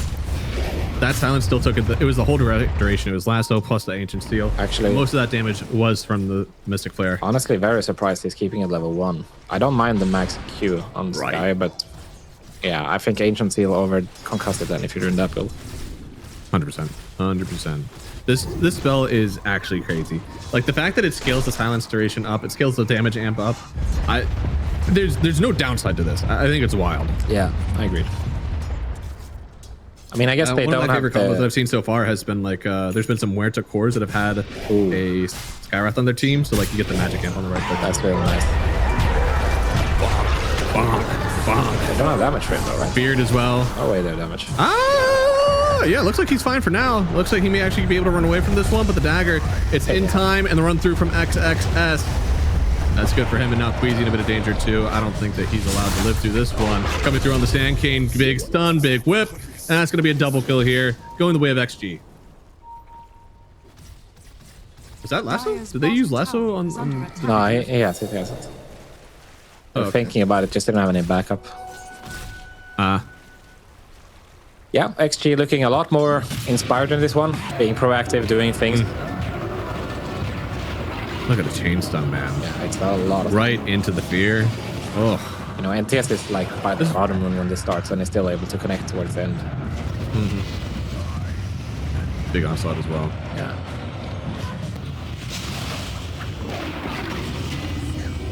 Yeah, really well done. I think just in general, their chain stun has been really nice. I think their team fight is going to look really good. And this, no stun by X-Nova yet, right? Like this guy is still ready and waiting to cancel any go that there is. Nicky Cole wanting to find him there, but he's not able to. It's a little too slow with all these solutions for Batrider, like who do you lasso?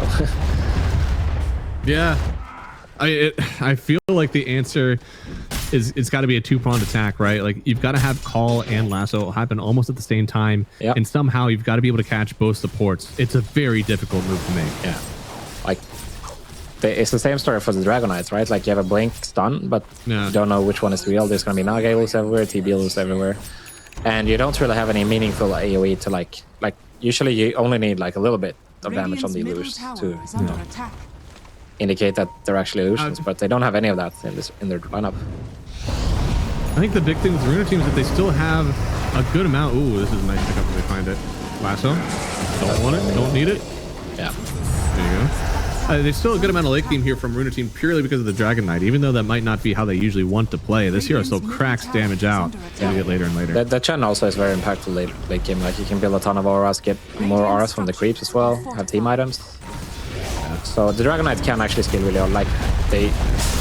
Oh, what's that? Oh no, the stun, it misses. He goes through anyways. Hand of God is nice on Parker though with the pipe. He's leaving for a long time, but the damage here for the TB, it may be enough. He's stunned thanks to the stun. They're going to back out, but I don't know if you want to re-engage if you are XG. This fight has gone horribly for you so far. Nicky Cole, he's going to drag back the Naga Siren, pulling her back into the team, pulling her back into the Ancient Steel to get the kill, and now nothing to say. He didn't get the memo. He's in a little bit too late, but they will still back on Runa Team, not wanting to make this a bad fight for them. They've already done so well. I mean, now Burka tanked everything. What the hell, dude? He almost killed his tanking if that song didn't come out. Like he... Right. He actually turned around so well with that one. And it seems like so much of it was that magic damage from the Sand King, but also the physical damage from Ame coming in. I wonder if he considers just going for a Crimson Guard next, because it doesn't seem he needs the blink. It's definitely possible. It would help you as a team, but there's no dispels going to be coming out for next year. If they had the dunk there on NTS, then they were gonna be able to clean this, like all of this up. Incredibly clutched by X-Nova. That could have gone way worse. Yeah, for sure. And now, actually, ends up giving his life for it too. If you can't all in the axe, then it's actually kind of tricky for XG. Like, how are we gonna fight? Yeah. You're gonna need way more damage out from his TB, because you don't really have the best lineup to like snipe backline or anything like this. You know, like you don't have an Ember or a PA or something that just gonna find the Chen and take him out. A lot of heroes farming up on this top side. Ame is actually getting really close for somebody who doesn't have a ton of team behind him. You got some team, but not a ton of team. Oh, they see him? It looks like Axe. Yeah, Alberca. I mean, I don't know if he thought that he caught real TB or something, but They definitely know which one is real now. got Nicky it. Cool is getting No really close. stun. They're gonna get the stun on him. No stun available here. Silenced up, but they get the save, and now Nicky Cool, he went too deep. He's gonna go down thanks to nothing to stay. Oh, Burka trying to get away from this one, but the pipe is slowly whittling down, and the Thunder's gonna connect as well. Pulverize him, put him into the dirt, but he's still alive as a Sun through for nothing to stay. Finally, they get him, but on the other side of DK is finally able to get his own kill on FY, getting something in return, but Nespear, yeah, he's got to get out of this one. Is the net going to be close enough? It will be, dragging him on back till the end. How do you help this guy? Because nothing to say. He's encroaching on your back line anyways. I mean, he's getting pretty close to be able to stun him here. Onto the tower, Nespear, here tier 2, it isn't safe, and they kill his courier as well. That is the BKB down. He's dead. No Dragon Form, no BKB. This could be a tower. Yeah, I mean, that's an epic way to... I mean, it looks like he was out of position, right? But Nicky Cool wasn't able to connect. They get the stun onto the Batrider immediately, and he's just bursted straight up. There's no heal, there's no pipe connecting on the Batrider, and then when Nicky dies here, you know, he got netted here. Nice save by FY, by the way. But when Nicky dead, like, perfect targeting by NTS, by the way. And after this, I just feel like the power of Dire, they're just way too weak at this point. Like, they need the Batrider to go to fight. It's really rough, I think, in general from Runa Team. I think this is another one of those undisciplined attacks. Yeah. Where it's not quite what you wanted at all. It's also what we said in the pregame, right? Like, you have this explosive combo with the Sky Axe, but if they get saved, then you might not have that much left in the tank. And it's like, especially with Nicky getting caught, then it's just hard for Runa Team after it. It's so toxic from nothing to say. Yeah. Like, dodging the kill on the DK instead of killing his courier is so rough. Yeah, it's taunting him, really. They did also get a Tormentor for this and a tier 2 tower, so that's a lot. Oh, like, Lord. they get so much out of this fight. It's hard to describe how impactful that is, honestly. Yeah, I mean, we gotta start reevaluating now for Runa Team. Like, what are we gonna do here to make sure that like these sort of fights don't happen again? Because your game is so rough till the end. Ooh. I think the double BKB is really crucial for them. Like, they were just about to finish it on both Nicky Cool and on Nespear. Like, you gotta wonder, was it the right decision to look for a fight at that point, right? Like, you're both sitting at an Ogre Club and a Mithril Hammer. It's a lot of gold that is not useful. I think the unfortunate part for Runa Team is that every time that there's been a fight that they've truly lost, it's been on their start. Like, they're the ones that are starting a lot of these fights that don't end up going well for them. Yeah. They need to be a lot more careful when they go into their fight selection. Yeah.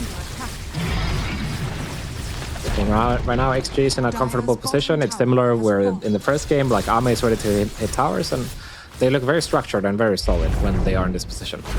It's a matter of getting there. That's been a problem in this series, but right now, they are in a comfortable spot and they have the lead, so.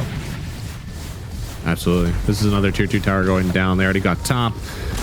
Both side lane tier 2s are down, so it's only the mid. In fact, they may not want the mid. They may start poking up at this tier 3. They want them to come back at least. That would be ideal, but it is definitely risky for Ame to go here. Tower is under attack. Blink Dagger only completed, almost completed from Alberca. He's had a rough time, honestly. Like, since the last few of these fights, he's been waiting on this Blink Dagger for, I want to say, like 5 minutes now, maybe even more.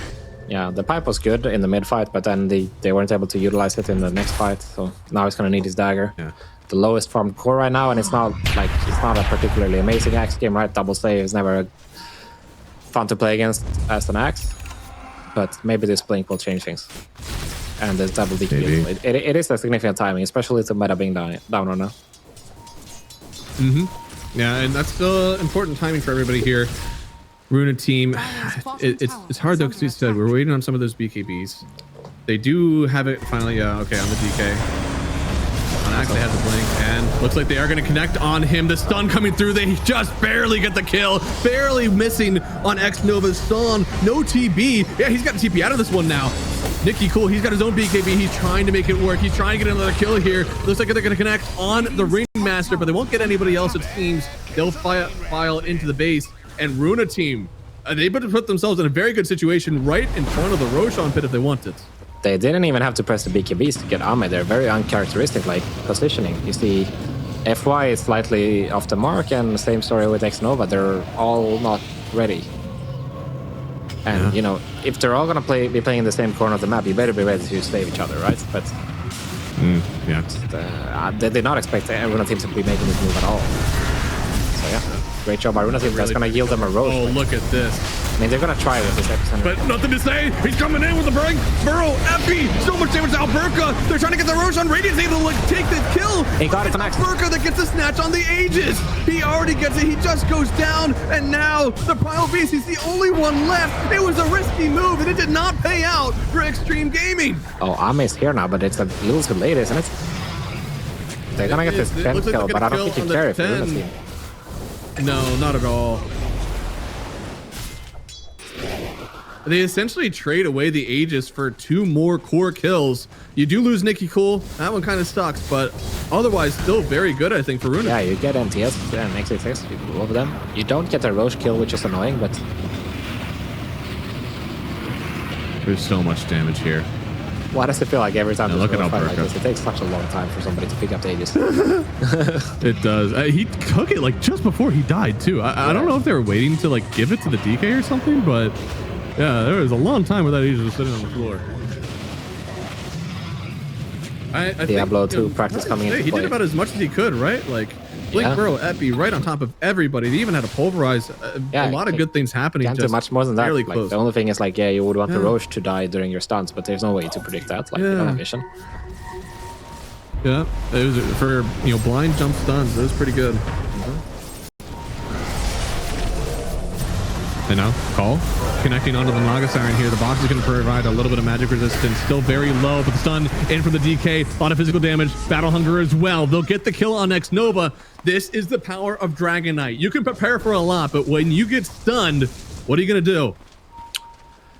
Yeah, I mean, this DK is going to start pumping as well, right? You got this Daedalus about to be finished here, and Ame not going for Butterfly, actually. He's opting to go for Skadi, which understandably so, right? You want to have this healing reduction, but that means that this Daedalus is going to be useful against the TV for a long time. For sure. Yeah. This is definitely a hard one. I mean, a lot of good items with TP, right? I think I do favor his matchup, even though DK is a very good hero. Like, everything that the Terrorblade does feels like it should be very good. Yeah, the problem is for DK is like his damage is pure physical, and TB is really high armor. So you're never gonna be in a position where you can actually burst the TB. So then you're always gonna have the Thunder, and you're always gonna have the Reflection, making a DK, which is incredibly strong, right? So overall, like, the TB is good against, like, it helps against the TB, but it's not a good matchup. If you think about just these two guys going to town on each other. Why am I not able to view the neutral item that he has for Dragon Knight? Like, why am I not able to see his options? Yeah. Well, he's holding the Brigand's Blade, but I want to see his tier 3, right? Yeah, like, I want to see what he's got. I can't see it. I want to know if he got a Shiv. I've been focusing on that a lot this series, but that is because we've had a lot of cores that love buying that Butterfly. Yeah. If you do get a Shiv against that guy, it helps a lot. Not so easy anymore. Yeah.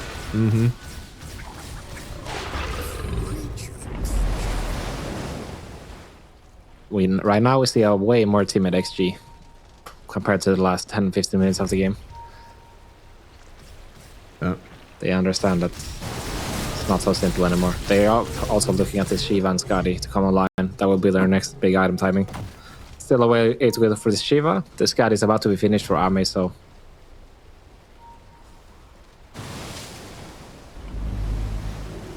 And the Shiva for Ame definitely be really good.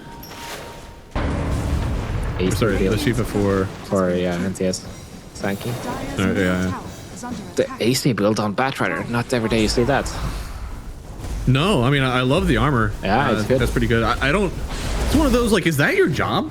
If you're a Batrider, is that really what you need to do? I feel like, again, like, Parasma, or at least just the Witchblade is core build on this hero when it comes to dealing that damage. Yeah. I suppose maybe he's looking at DK and Axe and is like, look, do I really need to be damaged here? I mean, is that really what I need to do? I mean, it's somewhat damage, right? Like, you're gonna have napalms coming out, and I guess the idea is you're keeping your Axe and DK strong. You're making them stronger and alive. Yeah. With the AC. I guess I on the flip side, then I would rather him go for a Shiva's. No, like I think that's a way better armor. That Shiva and Axe AC maybe. Yeah, I mean, he hasn't full committed yet. Like, he's just rolling with the plate mail, so he could end up switching around. I think the Shiva vision is definitely really good for the Batrider. Yeah, right. Like everything. The Shiva's vision, the anti-heal, the anti-magic damage. Like Stops blink daggers as well. Like if you go in with the Shiva, you can potentially stop the tanking or the primal, which is really great. Attack speed slow, everything. I mean, the same is true if Axe gets it at some point, but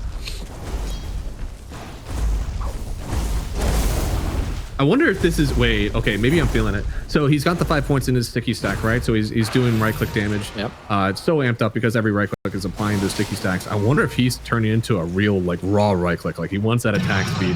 He wants to go Parasma later, and he'll just be like, but it's not, maybe not a Manta, but he'll be right click. It's not realistic for him to just go up and punch the TB. You know, like TB's always going to win that, regardless of what items you buy on Batrider. That's fair. I do think the AC is more so towards like, yeah, sure, it helps in that regard, but it's not. Yeah. It's not just for him. It's like a team item, so it's like a hybrid. Oh, Boroepi finding the axe here, able to get the pipe off. That's way mill. That's a Lotus too. Once, but yeah, that's the Ags. Oh, the call is perfect, but unfortunately, I don't think he has much else that he can do here. Played it about as good as he could, but Alberca still end up falling. A bit of a strange spot to play in when your Sky is dead and you're not looking for a fight, but yeah. It's gonna go down. XG potentially poking the base here. Just meta popped. No Roshan for another 2 minutes at least. Dire's middle tower is under attack. Yeah, they're just kind of moving around the map really well. I mean, XG has still had the upper hand. No matter how good these fights have gone for Runa, the map is still being owned by XG. Yep. Radiant are scanning. Still waiting to see the real impact of Nikki Cool Batrider outside of the laning state. Yeah. There's been a 1 or 2. Right, we had a solid 8 minutes and then just really rough. Oh. Sacrifices you have to make. Yeah. Yeah, had to make it. There was no way around that one. It's He just had unfortunate. to die. It's just the way it's gotta be. Is Stanky gonna die? He's gonna get lassoed up, stunned, and with the penitence, that's more than enough damage. Yep, there goes your Shiva. Man. Good one. Again, map still feels owned by XG. So we'll see what they're able to make out of it. Maybe they get this tower.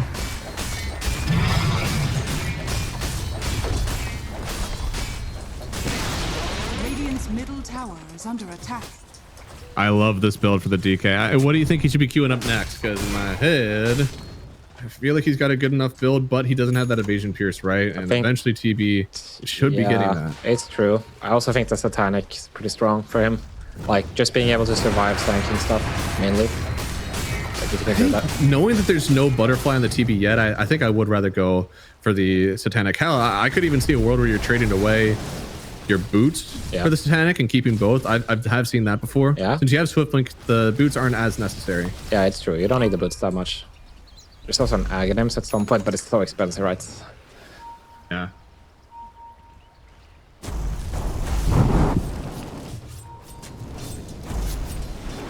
Nikki Cool looks like he is going to be committing to this, you know, kind of raw attack speed. Yeah. Just waiting on the Hyperstone to finish that AC. The DK will slap for sure with the AC aura, with every Chen buff and the like DK will slap so freaking hard. The concern I would have if I'm Runa Team right now is like, can I survive the initial burst, like the BKBs and the ultis and cooldowns of tanking and primal? If I can survive that, I'm pretty confident in my fight. You know, one thing that I do like about this lineup still, even into Naga Siren, is that with the BKB from DK, Blink Stun is still one hell of a drug. Yeah. Skywrath is able to cast the Mystic Flare, and then after that, the stun doesn't matter to him. He's already gotten a lot of his spells out of there, and Chen can stay far enough away from that stun that he can still cast his spells regardless of being interrupted by that ulti. So I don't think he really interacts with the Naga like that. Yeah, I also like the Chen build, by the way. He's doing everything to really amp up the DK.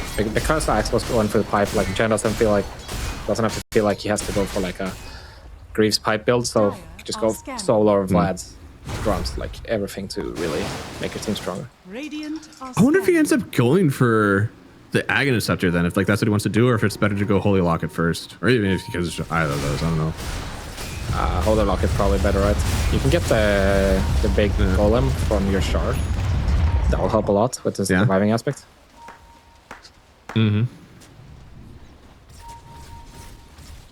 There's a reason that people still value this Chen. You know, this Spear still does a ton of healing from far, far away. Yeah. I mean, if this was old Chen, you know, of the past, he would be like a creep right now. But he keeps scaling so hard nowadays. Yeah, Nicky cool. Oh, they found it. I see him. Gonna find him immediately here. Didn't get BKB. And the chainstone should be more than enough. Hand of God is not enough. Yeah, they're gonna start chasing down now. XG, they're in a very good position. They do manage to get the stun on. Nothing to say. DK, he didn't buy the BKB for it, and X Nova getting on in there with the stun on the Siren. Can they start up this fight again? DK trying to chain himself out of here. They already kill one. Ame, he is just looking around for the taunt. Maybe they have the kill. Whoa, they got him. They get the dunk out. Burka, my man. But the call in from the Sand King Nest Spear will go down eventually. Ame getting another kill out of that one with his illusions, actually. And now they'll check for more. Able to get the 10 once more, pulverizing his creeps. So it's still going to be 4 gone, only trading away Ame. Still a very good fight there for Xtreme. Yeah, I mean, I'm really surprised they were able to kill Ame there in the end. That's actually going to save their base after this fight, but it starts the best possible way, right? They found Nicky cool for almost nothing. Like, they have to pop a BKB for XSS and that's it. So they just get Nicky. He's like a very important hero, right? He just finishes AC. They pop the Hand of God for nothing, like he doesn't survive, and yeah, nice figure goes with this jump, but the fight is almost kind of over at this point, right? There's still an epicenter available for XG, so very surprised that Ame is actually going down here. They didn't hold the boss for the song from him, so a little overconfident perhaps on Ame. A lot of damage. Didn't have to die here, essentially. And it is what happens whenever you're able to pop the BKB after that Silent Siren, right? Like it really does open up a lot more opportunities for you. It's just a problem, really, when Runa Team, they lose their Batrider first. Like, ideally, you are the one starting the fight, but someone's gonna get initiated on. So it would have had to be the Axe, I think. Like, Batrider, he needs to stay alive in these fights to be useful. Spam out those stickies everywhere. Absolutely. Yeah, right. I mean, it's classic, right? You got a core, you got a mid laner. Didn't get to use his BKB, didn't get to use any of his spells. At 37 minutes into the game, how do you expect to win that fight? Yeah, exactly. But I get it, it's hard. Like, now he's going for Shard. Interesting. Yeah, there's illusions everywhere, right? Like, you don't know what is real, what isn't. You're trying to find a way to get some vision. You're trying to sit on that cliff. I see the idea. It just, yeah, it's way too seamless for XG to find Nicky Cool there with the back. They just throw a dart out from the Ringmaster, right? And they find him. Oh, yeah. Really clutch from FY. A lot of wherewithal. Just toss that out, see what you find. Yeah. But Roshan is up top now, so by no means decided. Like, this rush is going to decide so much. Yeah, 10,000 net, not crazy. It's definitely important, but not crazy right now. XG, a lot of these cores are kind of in the similar spots. The Axe can Axe with this low amount of net worth still participate, and I think he can. He's been showing that all game. Yeah, he can. They're not. DK in a little bit of danger here. Yeah, they weren't actually ready there on Runa Team. They were all sitting towards the north side, but XG is scared to commit, of course, without having any information. Oh.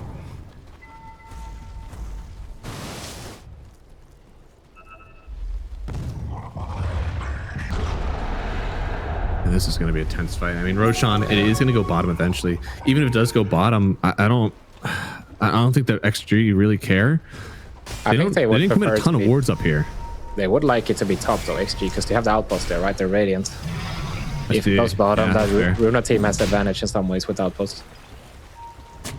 They do with outpost, but not with wards. They have 2 wards already up here trying to find anybody wrapping around on this one. And if it does go bottom, I think XG would have the vision advantage at that point. Yeah, it's possible. I think neither team is really interested in breaking enemy high ground. That's what I think. No, but the creeps are. XG already have creeps in base, but they are going to look at the DK here. Able to get the BKB off. Alberca also turn around on this one, but the BKB's already popped. This on the Siren could be really rough for them. Yeah, able to get out for a second here. There it is. It's stopping the Burrow Epi. I don't think it matters. Alberca will still end up falling in the end as well, going down. Ame is just crushing them. He's not able to get Nicky Cool just yet. The bounce away will work out. But on the other side, that Spear, he was getting the kills. He's getting kills on the other side. They have to turn back onto him now. Ame coming over and he's broken. He's so low. They will kill the Dragon Knight. He also has a buyback. Might have to use it here. He might have to for the call! They get the kill on Ame! Okay, buyback on everybody for Runa Team. Ame has no buyback. Until the end. That's dieback on the Chen. I mean, there's been a lot of buybacks in this one for sure. Yeah, if they get Primal here, And with really that spear buying back, he's got to get this kill on Primal. You have to get it. They can't. You have to go to Roche right now. You've bought back on 4 of your own heroes. You need kills to show for it. Finally, a dunk coming through from Alberca, but you still need to get this Roshan. Yeah, that's the dieback on X-Nova at the very least, but that's very costly for Runa Team. They need to get something really big out of this. I mean, even with the anti-synergy there with the Song and Epicenter. This is good.